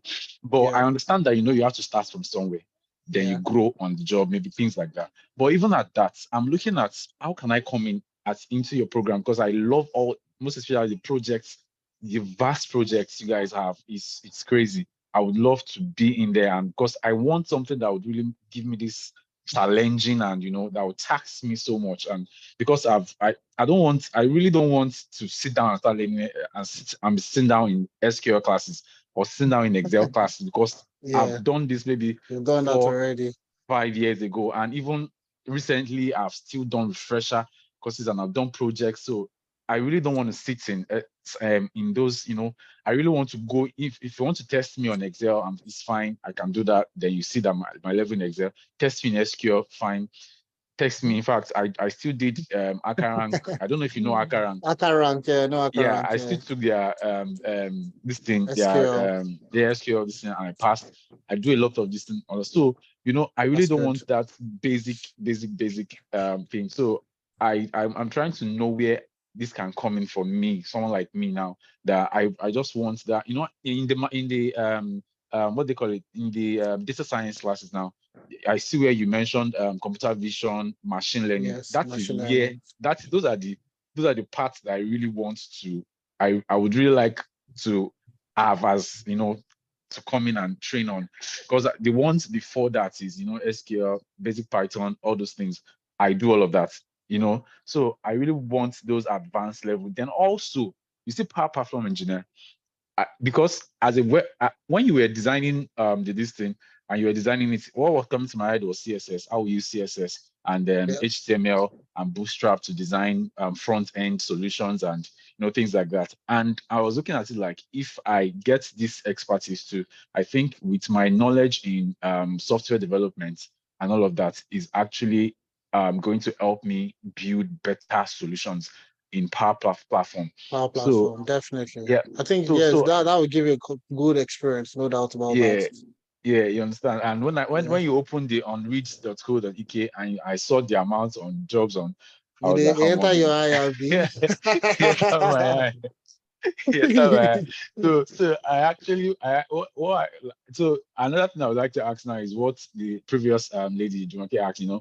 If I take, for example, now, if we talk about, okay, where I can come in the data science and it can help me with building my advanced Experience, data yes. science experience and all of that, build, the Yeah. CV surgery, the whole interview prep and all of that. If I want to take the Power Platform engineering this thing, can I get a You get a maybe a discount. discount on things like That's that? fine. So Yeah. that's just what I want to talk All right. about. I think, yeah, to a very large extent, I have, to a very large extent, I would say that I've been in your situation before. And one thing I tell most people that are coming in with quite a number of quite experience is you feel like, oh, you've done a lot already. And that's good. Yeah. I like that. Do you understand? But one thing I'd like to tell you, I would like to say again is don't come in as if you have experience. Okay. Okay. And that is why we have designed this program for beginners. I'm going to walk you through the data science. I actually did that initially. All right. So now for the first class, all right, they'll be working on what we call statistical building, descriptive and diagnostic analytics using Excel. Now, you said you're good in Excel, which is not bad. All right. So that's class one. This is the case study. All right. And I'm just going to go through the recording for this. All right. So they will build an actual case. This is the case that is there already. All right. This is just the first week. So yes, you're learning. We give you what we call watch me do it videos. So we're not coming to class to teach what is Excel. You do that. Okay. You have those videos that will introduce you to Excel. That will introduce you to Excel. It's project based. Okay. So even Yeah. when you're starting, you get the introduction, what is data analytics, you get all those videos to tell preambles. So when you come to class, it is project driven. It's not Okay. about explaining what is if function, difference between if and or, Yeah. all those things that Yeah. have been cleared out already. So the classes are tailored towards what we call, the project itself. So yes, you might have good Excel experience, but I will tell you for a fact that you will still pick up things that would change, that would improve what you're doing. So from Excel to Tableau, from Tableau to SQL. So the SQL for the data science is not, it's not too advanced, okay? It's advanced, it's intermediate level, all right? And that's because as a data scientist, yes, you need SQL, no doubt about that. And you'll be tested on SQL, but you'll be tested majorly on intermediate SQL, not really advanced. And that's because as a data scientist, you're only extracting, you're not building. You're not building, they call it, there's DDL, that's data definition. There's DML, data manipulation. There's DQL, data query language. So you are only going to focus majorly on that query. And query, no pass, select, from, where, order by, group by, all these things. Put your case statement, put in your subqueries and all that. It doesn't, it's not, yes, some of them require a little bit of more logic, but it doesn't pass that, to be very honest. All right. It's just more logic and more window functions and all that. But essentially, that's what you'll be doing with the SQL classes. All right. So the SQL class is also project-based. All right. You have your project that you'll be working on. Then you move into Python, from Python to machine learning. These are the EDA projects. Let me just show you one of the EDA projects. Okay. EDA, exploratory data analysis. So this is the class. So this is the EDA case study. All right. So EPA well filling station. All right. And let me just see the problem statement. Each year, EPA provides fuel economy data for the Department of Energy, the Department of Transportation, and Internal Resources, so that they can.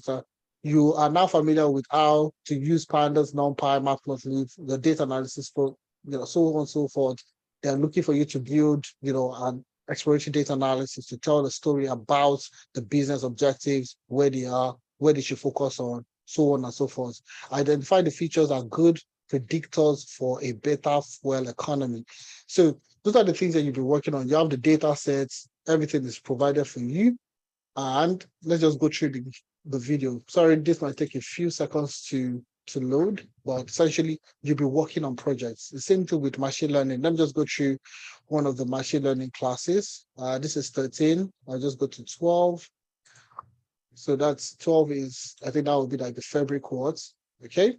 So you see the computer vision project. Let me see if they submitted their projects. Let me show you one of the projects you work on, computer vision. Okay. So we have the pose detection. So I built this one myself and we used it. I used it for a particular project. Okay. And I used it to train people to build other applications called pose detection program. And you can see it started from scratch.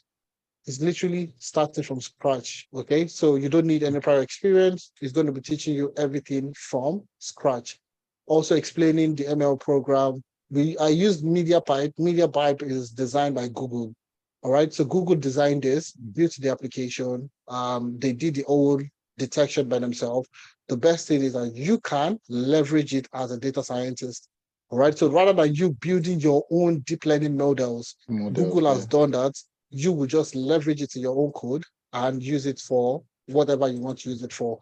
So you see me currently, myself and Kingston, you can see the two of us on Zoom. There's a background. This is a background. This is not me. But you can see it blows out everything apart from me. My hand, everything is not blown out. How is it doing that? That's what we call the post detection. So now let me just show you. Let me show you it, for example. It's going to detect this is the code C. You can see the whole background is detected, but you see it's detecting my eyes, my face, and every other thing. You can see me. I started dancing here somewhere.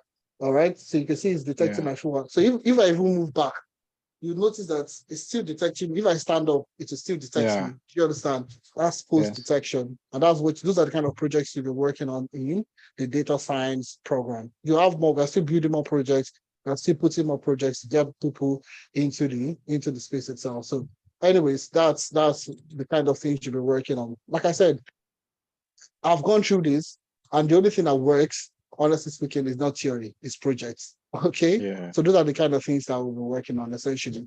All right. So don't worry, you are going to be in the right place. Once you make payments and you secure your place, you will definitely be in the right place. All right. Thank you so much. All right. So much. I'm sure I can hear the excitement in your voice already. I said I've been joining for the past 3 days. 3 days, yeah. All right, it's good to have you here, man. This is the reason, a part of the reasons why we are doing all this, to get more people interested. All right. It's actually, it's not Yeah, thank you very much for attending and doing all the things you said. All Thanks. right. Yeah. All right, my people. Are you doing okay?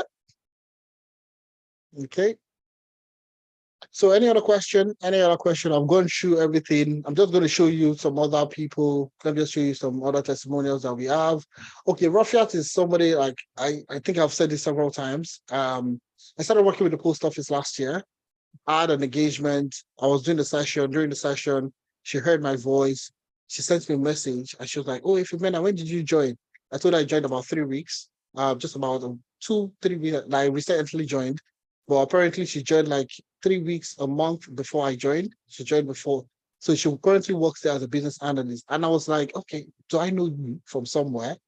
And she said, "Oh, that she went through the BA program with analytics and she works." I think I took a snip of it. I wonder why I didn't put it. I don't think I have it anymore. I'll look for it. I'll look for that snip and send. All right. But she said she works with she currently works as a business analyst with the post office. And that's the beauty. I was so excited.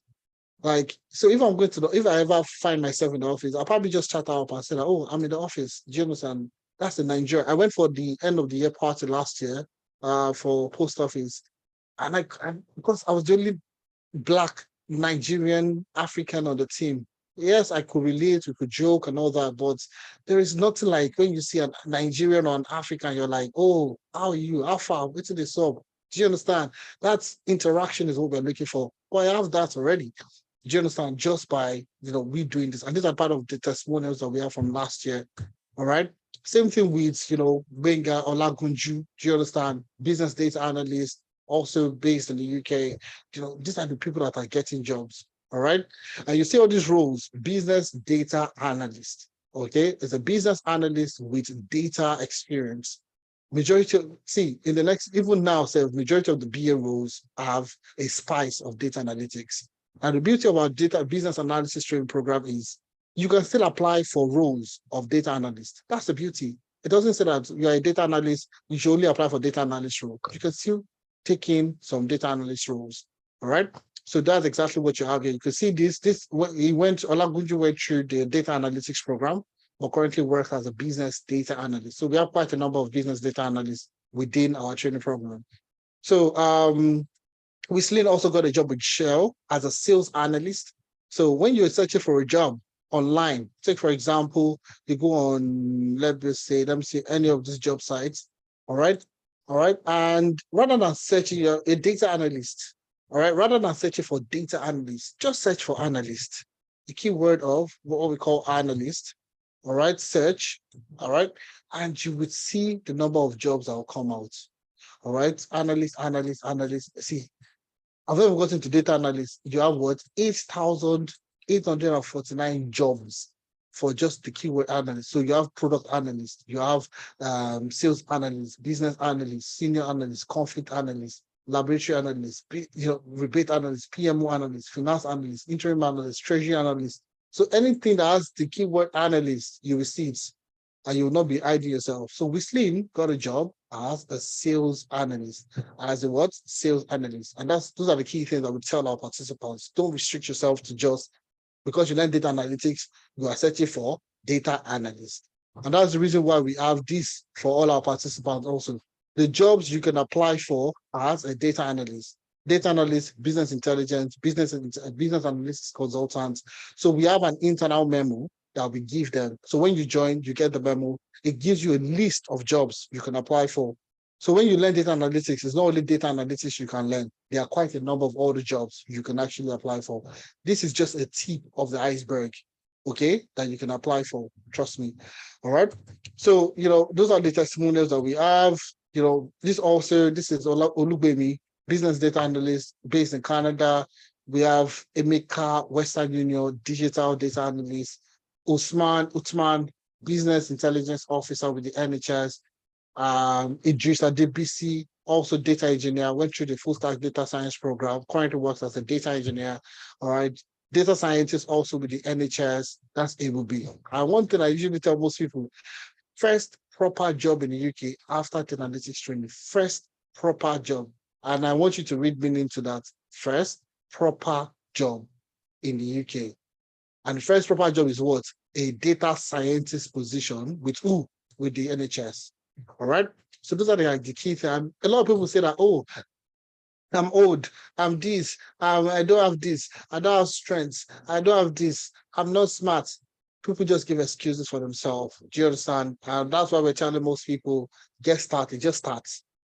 Just start. A journey of a mile, 10,000 miles starts with a full step. Start.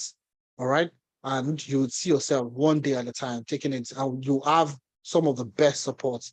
For each program, we have a facilitator, we have a coordinator, we have a data associate that would be holding your hands and guiding you through the process. So no matter how you want to go, no matter how you want to slack, okay, hey, see, I should honestly go into rapping. No matter how I'm using Slack.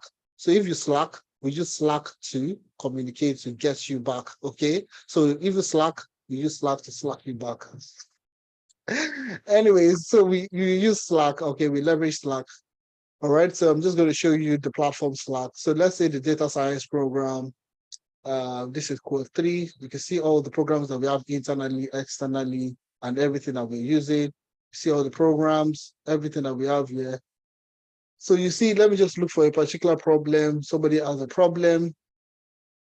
And you see how we jump into action for each of the people. So you can see this is a group work. Okay, this is a group work. All right. And you can see, Brahima, I texted on WhatsApp. Thanks. Everybody's collaborating, navigating the job market. You can see this Fola. What do you think? See the project you worked on. And this is what it came up. This is Tableau. Okay, building a sales performance dashboard using Tableau. And they did prediction, forecasting. All right. They did forecasting. And these are weekly forecast by product. So for each product, they did a forecast also. All right. So you see, these are the things that you'll be working on, okay, and collaborating, sharing with people. See this also. These are another person's projects. Sales performance dashboard. You can see it across regions, so on and so forth. All right, and people are collaborating. People are sharing their experience. So these are the things that we're doing. Good evening, Brian. Here is my dashboard task. And you see, everybody's collaborating together. See this one also. All right. Here's another one. There's another one. Different color codes, different color formats, so on and so forth. So let's see the power of platform engineering, everybody collaborating, everybody talking, everybody engaging with one another. Same thing across all the platform. So you would always have somebody to assist you no matter what. So those are the things that we tell most people. You're a slow learner, you are this, you are that, you have enough support system to guide you through the process. Ugo, this is Victor, currently works with Ugo in the US. And guess what? He lives and works from Nigeria for a company in the US. So those are the kind of opportunity we would also expose you to. All right. Ubong, diligent guy. I absolutely, this guy was working with one of the top oil and gas companies in Nigeria as a finance professional. As an accounting, you know what they say, account payables, receivables, and all that. That's what this guy was good at. So he said he doesn't want to do accounting again. He's tired. Okay. So he moved to the UK with family and everything. And my guy currently, is one of the testimonials I use for LinkedIn optimization. So this guy was applying for jobs, never used to get an email from a recruiter. We did LinkedIn optimization for this guy. All right. He landed 3 interviews within the span of 2 weeks. 3 interviews within the span of 2 weeks. I worked with him personally. All right. 3. And guess what company? HSBC, PwC, and Deloitte. 3 key firms in the UK. All right. He eventually got a job with HSBC. He worked with HSBC for a couple of months and currently moved to Cognizant. All right, as what? As a data analytics consultant. So he currently works with Cognizant as a data analytics consultant. So when I tell people, learn a skill, you would not learn a tech skill. Trust me, the kind of opportunity you get is unbelievable, like unbelievable. Abdurrashid, another very decent guy, one of my top Gs from the class. We went during the training program and we've kept in contact ever since. Currently works for a company in the US, Chow 420. This guy got a promotion last year for doing what? For implementing a solution. What solution? A Power BI solution. Got a bonus, all right? Got a promotion based on this initiative that he puts. We have to call I think he had a session with us sometimes last week or 2 weeks ago, if I remember. Same year, this is him. So he currently works for a company, he works with Child 420. So we bring him on board to tell people how to get jobs, remote jobs. So he works remotely, all right? And is a remote job expert. Trust me, he is absolutely grand on you getting remote jobs. He has helped quite a number of people within the team within our participants get jobs remotely. So, data scientist, which Alpha is an alumnus also of Analytics. So we bring him on to tell people how to get remote jobs. The same way we bring other participants that have gotten jobs in the UK, Canada, and so on to tell them how to work it out. We also bring him in to do the same thing for remote workers. So we have quite a number of people that have gotten jobs, plenty. If I continue to talk, plenty, the names of people, there's plenty. A lot of Lagos to say is what? Is plenty.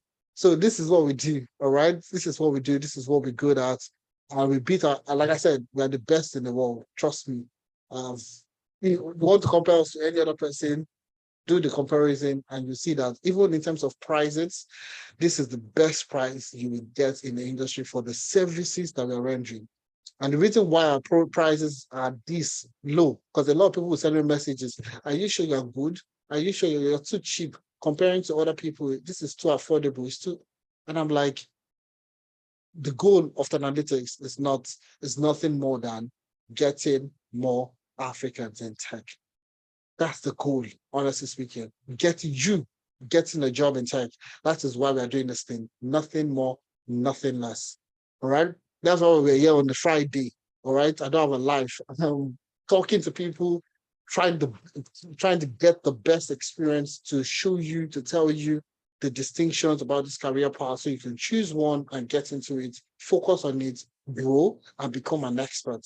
All right, and earn significantly. When you get your first job, 50K, 60K, you won't say, Femena, thank you for that welcome session. You won't say that. You won't say, Kingsley, thanks for, joining.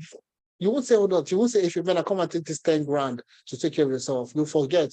You're investing 300K, 300 pounds in order for you to earn significantly higher. So, but anyways, that's what we do. That's the joy of our platform. That's the joy of what we do. And that's exactly what you're doing. That is such a noble cause. Yes, I am. All right. So quite a number of opportunities. Trust me, guys. Can we commercialize the apps built in Power App Developer? Not really. No, not really. You can actually use it more internally, all right, than external. But Power Platform is, Microsoft are very smart people. So it is internal. Okay, Power Apps is internal. But they've introduced a new application called Power Pages. All right, they introduce Power Pages. So this is some of the things you get from us also, new updates that are coming out and things that you can actually implement with your own stuff. So it almost works like a web, okay? It works with web and it allows you to quickly create secure low-code business websites. So if you're trying to if you want to build something, also a website, an application, and you want to deploy it, this is what you use, Power Pages. All right.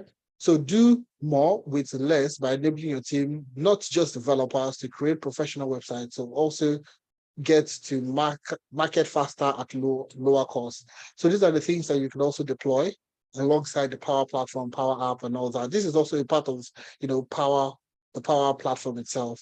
Okay, so these are the things that you get to explore in the training program. Okay, so Power App itself is not scalable. All right, you can't take it external, but Power Pages can be taken external. All right, I hope that answered that question. I wish I can afford it. Abel, trust me, I know you can afford it. For those in Ghana, please use the Paystack. Use the Paystack link. Click on the Paystack link. I think I'm just going to click it. I think somebody sent it to the chat, so I'm going to click on the Paystack link to show you how it works.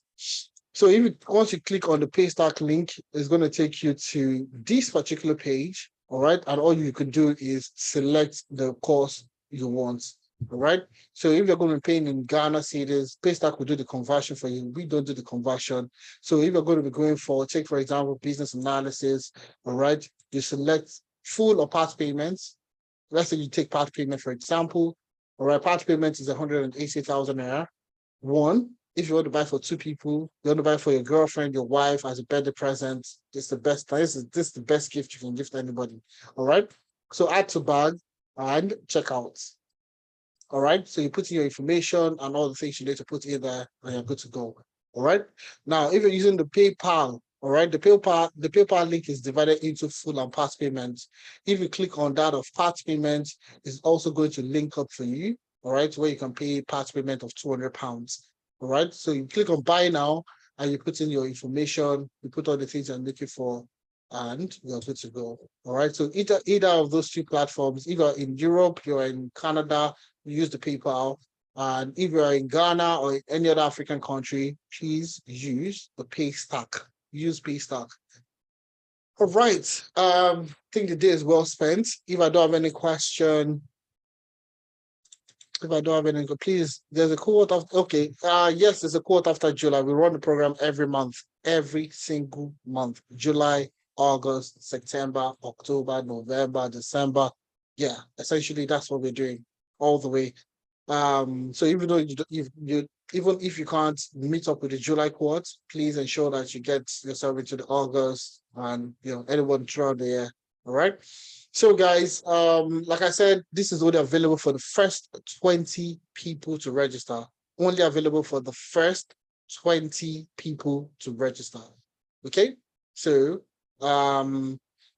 and you can pay in 2 installments, one now and 1 month after into the training program. Okay. So I'm just going to unmute everybody so we can unmute ourselves. Oluwaseye, do you want to ask your question so we can say good night to everybody? All right, we can say good night to everyone. Oluwaseye, go ahead. You can unmute yourself. Don't worry. All right. Good evening, everybody. Good evening. I so much appreciate the analytics efforts. Wow. Well, I just simply want to say 1 or 2 things that I paid on Monday. Okay. I paid the initial payment, or I made the initial payment on Monday. Okay.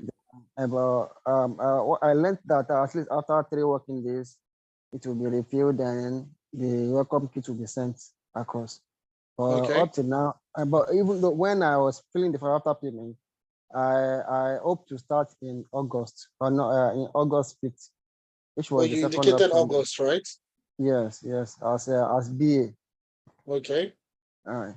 So, but up to now, I've not seen any form of welcome kits.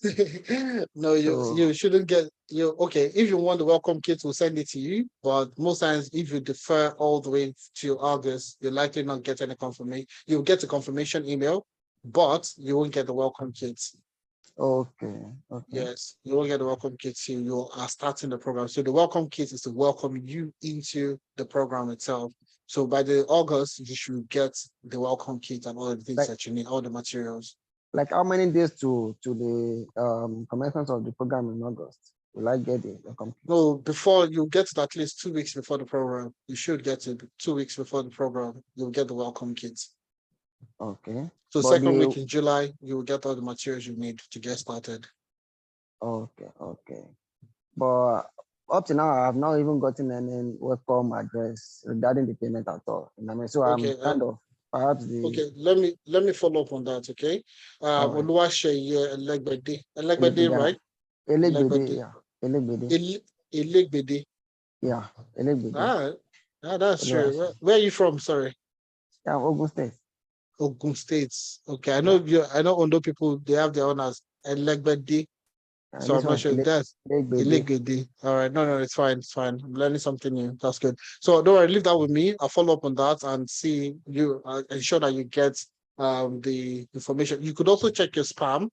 All right. I've checked everything. You checked everything. Okay. I'll confirm. Sorry about that. Okay. All right. Okay. Yes. iPhone. Yes. Go ahead, please. Yeah. My first question is like for the data science program. Okay. What's like the exact time? Because I'm based in the United States. So what's like the exact time? For which? Yeah. For the data analytics or BA? Sorry, I didn't get that. Which of the program are you interested in? Data science. data science. So we have two programs, one in the morning and one in the evening. So the evening session is for guys in the US. So if you're going to be looking at the US time, it's basically between 4 to 7 p.m. 4 to 7, that's West African time. That's going to be likely in the morning for you, 10 to 11. Okay. I said 11 to 2, sorry. It's going to be 11 to 2 your time in the morning. And that's going to be the evening time for the guys in Nigeria, the UK, and so on. So it's going to be your morning, your time, but it's going to be evening in other people's time. So 11 to 2 your time. All right. So that's what we use. Okay, but like how many days a week? For data science is once just on Saturday. So we have a live class on Saturday, and you have projects you're working on Sunday. All right. So there's a self-paced project everybody gets on Sunday that they get to work on. So they have a live class on Saturday, and there's a live project they get a self-paced live project they work on Sunday. So you only have one live classes, which makes it easy for professionals like yourself that work Monday to Friday. So you still have time on Sunday to do your stuff and work on projects. Okay, so you also have self-paced materials that will guide you and projects that you work on Monday to Friday. Okay, then on Saturday, you have a live class where it is industry related, where you have to get to work on an actual real life project. Then you move on from there again to, so it's just Saturday, you have a live class. Then Sunday, you have a self-paced watch me do it video that will guide you through another project. I don't know if that makes sense. Yeah, it does. Then the second question is like, what after like taking the class and you don't feel comfortable with it and you want to like retake the class, will you be paying again for like the second attempt, or you can retake it for free to make sure you're comfortable with it? So you have the recordings of the classes, and that's why I said that even if that's why we have so many partners within within each class. So for the data science, you have for the data science, there are 3 people, 3 data associates. We have the facilitator, and you have a coordinator.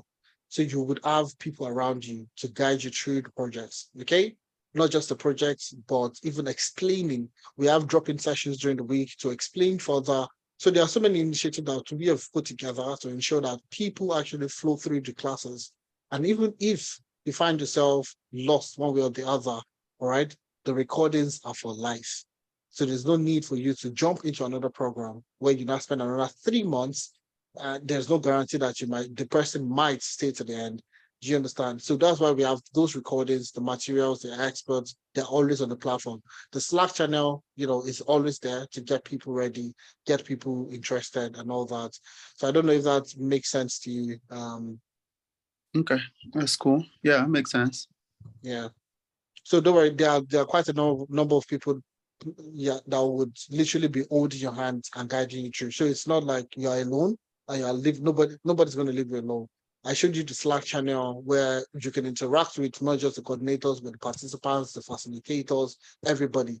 So if at your own time, even though it's midnight your own time, that will be money for us anyways. But even though it's anytime you are working on the project and you need an answer to something, there is somebody that will be there to assist you. So you're never alone, to be very honest. Okay. So you're going to be fine. Trust me. You have the recording, you have everything, you have participants, you have coordinators, you have associates that will be working with you. So you are never alone. Okay. During the training program. Okay, thank you. All right. Okay. Somebody say, can I join the US timing classes as I work on Saturdays? I'm based in the UK. Can I join the US? Oh, yeah, sure, 100%. You don't need to. Nobody's restricting you. If we don't need anyone that's convenient for you, you might be in Nigeria and you want to attend the evening classes. Perfect. You want to go for all bear and all those things in the afternoon and come back and learn. Okay, fantastic. Nobody restricts you to the times that you want. But the only thing we restrict you is if you indicate evening, you are taking evening from start to the end.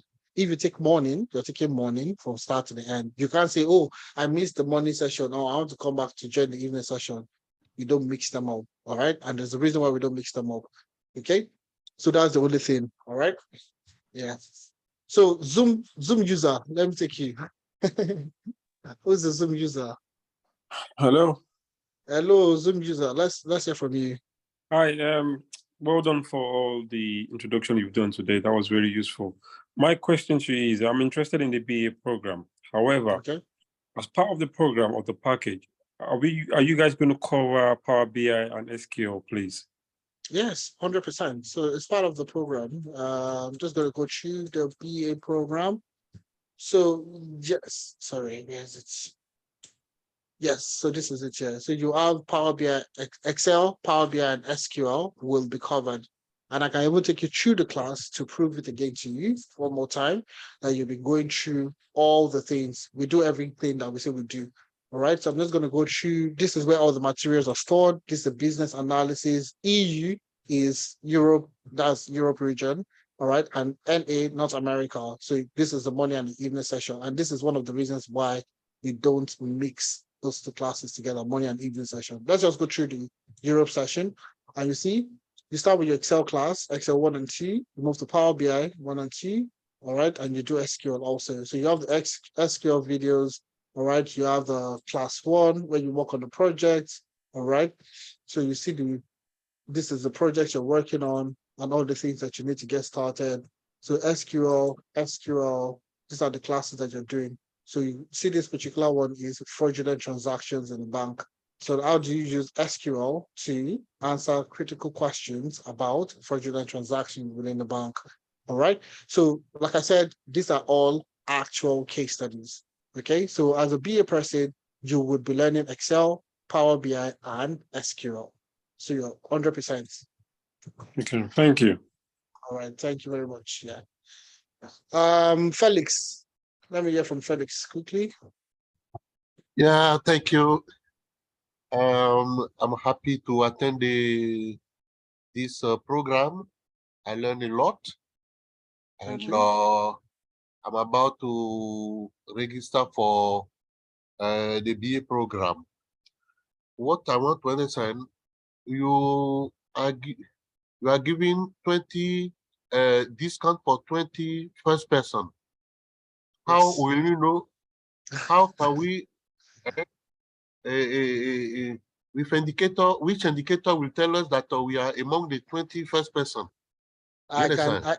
I can tell you are really choosing the career path of your choice, to be honest. You're a BA professional by you understand, you're already understanding the current state, the future state. So if I get to that future state of 20, what happens? What is, that's beautiful. So what we do is we send out communications. All right. So on all the platform, the payment platform, PayPal, Paystack, all right. So once we hit 20, we block it off. All right. And everybody else that needs to pay needs to go through our website to make payments. So if you go to our website, analytics.io, okay, so we block off payments and we send out communications to ensure that if you're going through the program, you need to go through our websites to make payment. And you can see on the website, it's the actual fee, 320,000 naira. All right, financial analytics 320. All the program, including data engineering, is what? 400,000. So someone talked about, okay, does that make sense to you? So we send out the communication, we block up our payment channels and ensure that people, once we hit the 20 number of people, they're done and dusted. Does that make sense? Okay. Because I'm in Nigeria, I have to pay in Naira. You understand? Okay. Yes. So I will pay at the bank. And is it the teller I will send to you, or I don't know? Yeah, you can just take a picture of the teller and upload it as a proof of payment. That's all. So once you make payments, you click on the link. All right, you're on the WhatsApp group. Okay, so the link is always there for you to click on and just upload your payment receipts. That's all. Okay. My second question is I would like my wife and my daughter to attend. So we become 3. No discount for us. I'll get you a discount. Just send me a message. Send the admin a message. All right. Yeah. So when you want to make payments, just send us a message. We'll give you a Okay. discount. All right. We'll get you a discount. Thank you very much. All right. Yeah. So we'll get you a discount. So if you're going to be paying for 3 people, all right, you'll get a discount. I think we'll work up something for you, definitely. So just send us a message before you make payments and we'll get you the discount you pay for. All right. Thank you very much. All right, Felix. Chinwe, let me take. Okay, sorry. Chidima is saying that. Chidima is saying that we're overlooking a question. I'm not sure where your question is, Chidima. I'm sorry. Okay. Lastly, I would like to sign up for 2 classes: full stack data science and power platform. Can I learn both?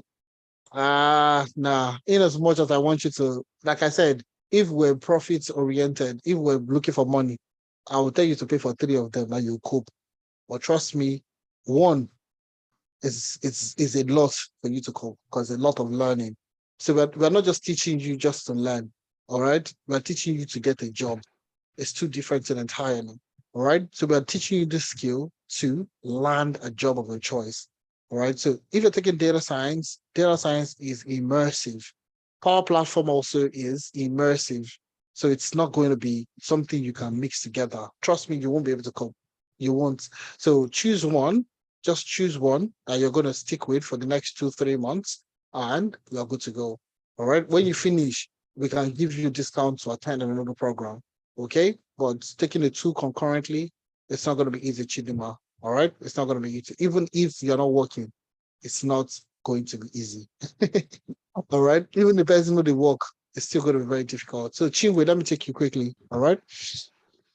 Okay.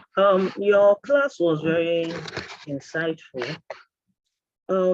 My question is this: most of the job sites where you see where they list R, Python, R. So do you? Well, I can only see Python in the data science program. Yeah. So how about the R that I usually see on those job sites?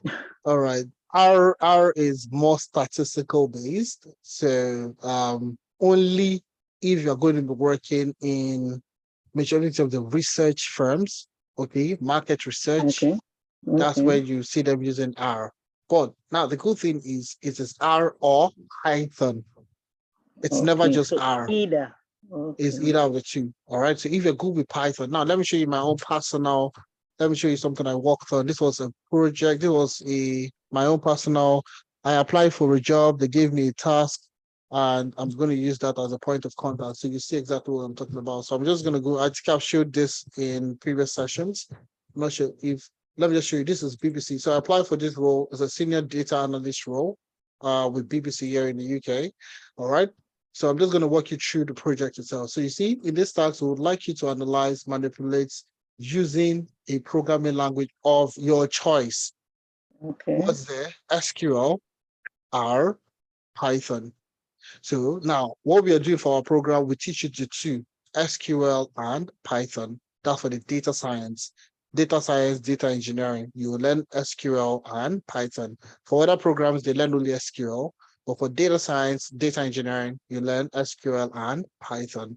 So, and this is one thing I usually tell most people: as you grow in your career paths, you need to learn more skills to get more jobs, to get better jobs, and all that. You need to keep increasing your skill level. Now, the good thing about that is you're only adding 1 or 2 skills and you're getting almost double of what you used to earn before. All right. So those are the sweet. That's the good thing about the tech skills itself. So it's R or Python. Nobody would only in very, very rare cases you would see only R. And if you see only R, you ignore it. Go and look for the one that says only Python. Okay. All right. Thank you. Yeah. All right. Thank you. Let me take Okoyemi again. Okoyemi, I'm not sure if it's the same Okoyemi. Okay. It's the same one. It's the same. My guy. Yeah, let's go. I went on your site, analytics.io, Yes. and I saw there's a data engineer. So I noticed that you didn't say anything about data engineer too.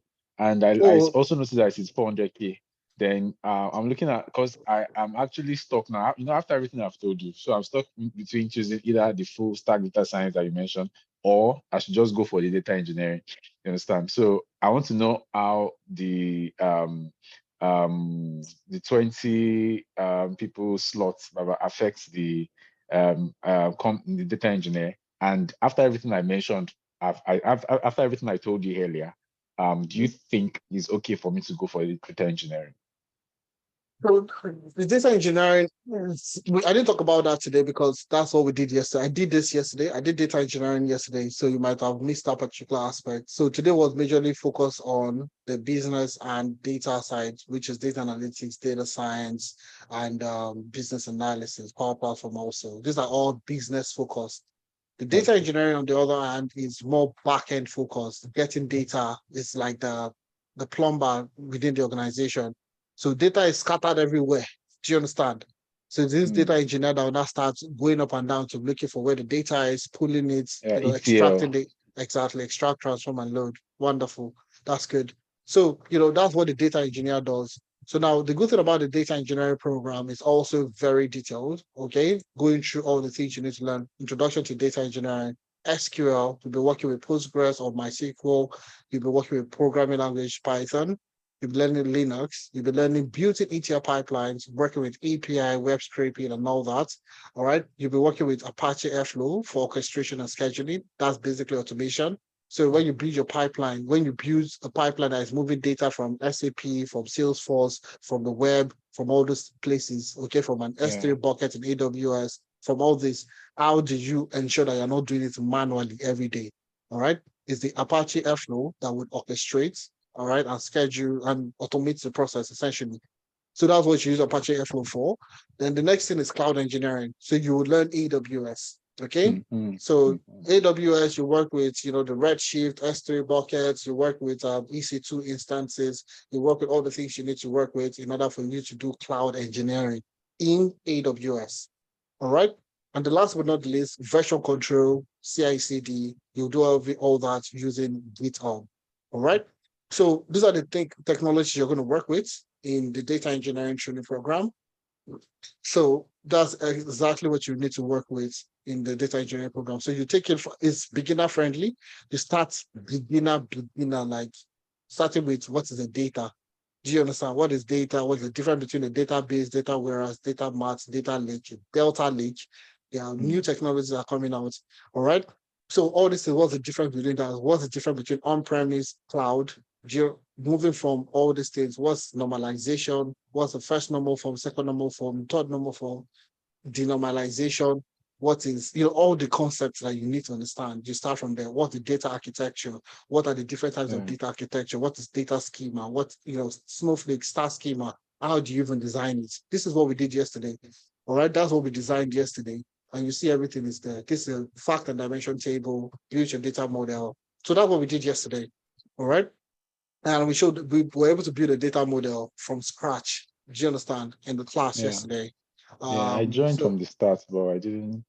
Okay. Yeah, that's not bad. So yeah, so that also currently we are running a discount for that for the first 20 people. So it is it is 350. It's instead of 400 you see on the website, it's 350,000. All right. And you can pay in 2 installments of 250 and 100,000. So it comes with all the full package of C review, linked optimization, navigating the job, everything you need to go through. Project based also. So you'll be working on projects. It's not just self-paced, it is you working on projects. So all those projects, working with AWS, working with Python, working with databases, moving data from one data source to the other data source, orchestrating it, automating it, all those things you need to work on. Everything will be taught during the training program. Make sense? Yeah, makes sense. Don't worry, I'll be your boy. You mentor me. I fear you. I fear you. You feel me? No, I think to a very large extent, it's just I would just say that I've just been I would say I started early, but I would say that I had a very huge interest in learning data analytics, in learning data itself. So I wanted to learn as much as possible. So from one, and I never said no to a job. Okay. So if I was working on the project, oh, we need to do this. So you see, power platform engineering, it's not something I found. All right. It's something that I needed to learn. And that's because of a project I was working on. And we need to build this particular thing. I researched and I saw power platform. I was like, power platform. And ever since I did that, okay, I've been doing contracts. I've been moving from one contract to the other, power platform, power apps, to so on and so forth. So I've been doing that also. So once I learn a new skill, I move, start seeing how I can make money out of that new skill I've learned and gaining experience through that. All right. And that's basically the way I just work. So don't worry, it's fine. There's so much opportunity. Yeah. Thanks for joining all our sessions. Really appreciate that also. All right. Let me take Gronny. Sorry. Okay, Chujo is here. Yeah. Okay. Yeah. Okay, Gronny, Gronny. Let me take Gronny. Yeah. Go ahead, please. Okay. All right. Thank you very much, Analyst. I think I saw your ad on Facebook just 2 weeks ago. I'm from Ghana, and I must say I'm really impressed with what I'm seeing so far. Since then, I've joined all your master classes, and I'm impressed. Just yesterday, I registered for the data engineering course. Oh, fantastic! And I'm hoping that I'll get to learn something better so that I can secure a better job. My only problem is that for some of the jobs being advertised, most of the time you see 5 years working experience, 2 years working experience, or sometimes 10 years working experience, or even from some of your colleagues who have passed through the program that you show their CVs. Whether there's some have 5+ years experience and the rest, but here's the case. Yeah, we are just starting. So basically, after the program, we might just be having about 4 months of experience. So in that case, how do you leverage 4 months or 5 years? Yeah. I would say it in just one simple word. Yeah, it's called packaging. So that's what we do during the CV review session, navigating the job markets, because these are challenges that I personally have faced. Do you understand? These are the things that we have faced as professionals. So how do you apply for a job that says, oh, they're looking for somebody that has used a tool for 5 years and you learned it 2 months ago, or you just learned it yesterday, so how do you apply for it? Now let me tell you something very brief. There was a role I applied for. It was a product analyst role, and it involved somebody to deploy Google Analytics within the business. And I'd not done Google Analytics in my life. Okay, I've used it, just not even used, just seen. I saw it in my eyes, saw somebody using it, and I just looked at it for a second. Do you understand? I have not used it. And they were looking for somebody that had 3 to 5 years experience deploying, not working with Google Analytics, deploying Google Analytics within the business. So I applied for the role because the pay was good. Went ahead to do the interview. But before that interview, I did a lot of study, self-study and all that, and I applied for it, told them I had years of experience. Now, the key thing I would like to say is packaging. Okay? Don't worry about that. Okay? That's why we have the job interview sessions. That's the reason why we have the job interview sessions. That's why we have the navigating the job market, CV review. That's why we've packaged everything together so that all these things that you are having complaint about will be tackled. So we have a process we go through. We tell you what to do. We tell you how to go about it during the program. All right. So don't worry. Those are the things that we have faced personally, and we know how to work around it. All right. But don't worry. Have at the back of your mind that I got you. Okay. All right. Hi, Ife. Cornelius yes, Chujo. now. Yeah, Yes. Chujo. Okay, so I've been part of your class for 4 days now, and like 2 days ago, I showed interest in being part of the training, but I discussed with the co-founder on payment plan. I think payment plan will be a big problem to most of us. He said I should send a mail to one of the mail addresses I saw on the websites. Okay, platform. So I okay. did. I have done like twice, and I have not seen any response. I don't Sorry, know. what email did you send it to? Can you remember? One Elijah also. Elijah. Okay, Elijah at Analytics. Okay, I'll follow up. Let me follow up on that. Confirm. All right. Okay. I'll wait for your feedback. Okay, yes. So I'll confirm that for you, okay? Thank you. All right. Thank you very much, Hugo. So I'll send them. Let me put somebody in charge of that. Kingsley, could you confirm from Elijah that Chujo Cornelius has sent multiple emails regarding the payment plan and no response has been gotten so far. Is that okay, Kingsley? Yeah. So Yeah. Look, Kingsley is just looking like this person that you're looking at here, all right, is a powerful guy. When I say powerful, you know what I'm talking about, powerful. So he's the one that is leading the Power Platform program, all right? He has an extensive experience deploying Power Apps, Power Platform across different industries across the world, not just in Africa. Do you understand? So he's the one that leads the program. It's part of the people that will hold people's hand during the Power Platform. So if I even go back to let me just show you the classes. You will notice, you will see his face with his glasses. You will notice his glasses in all the videos. My guy is a powerful guy. So it's one of the reasons why I'm very confident with the Power Platform training program, because it's the one that is building the case studies and all the projects he has worked on personally. Is the one that worked on, the one he has worked on is what we're using to train people to get them into Power Platform. So if I show you the classroom, you would see teachers. Let me see people. Let me see. Power Apps. Let's say start from Power Apps. You'll see his glasses there somewhere. So you see there, Kingsley Andy is the one taking the program. So he's a is an absolutely smart professional. Do you understand that is leading the Power Platform? So Kingsley, please help follow up with that particular request from Chujo Cornelius, and we can call it a day. All right, thank you very much. Taiwo S3 Ultra or more. You know, when you're big, you're big. Taiwo, please, I need to take your question, okay? And I'll call it a day after that. Hi everyone. Hi, Taiwo, yeah. So I'm in this class, the data analyst class for Apricot. But Okay. along the line, when the class started, I had a major issue, so I couldn't start the exact class, like 3 classes. I missed out in 3 classes. So now I just need your advice. Can I retake the course, or can I come in as a returning student, or I just do For this April? analysis? Yeah. All right. Like I join in another course. Okay, you could just send. We have issues like that, and we know how to resolve those issues. So the coordinator for your program, I think, should be Joan. Yeah. Correct? Okay. Yeah. So Yeah. just send Joan a message, explain the situation, tell her that you've spoken to me, and you need Okay. you need an update on that particular aspect. Is that okay?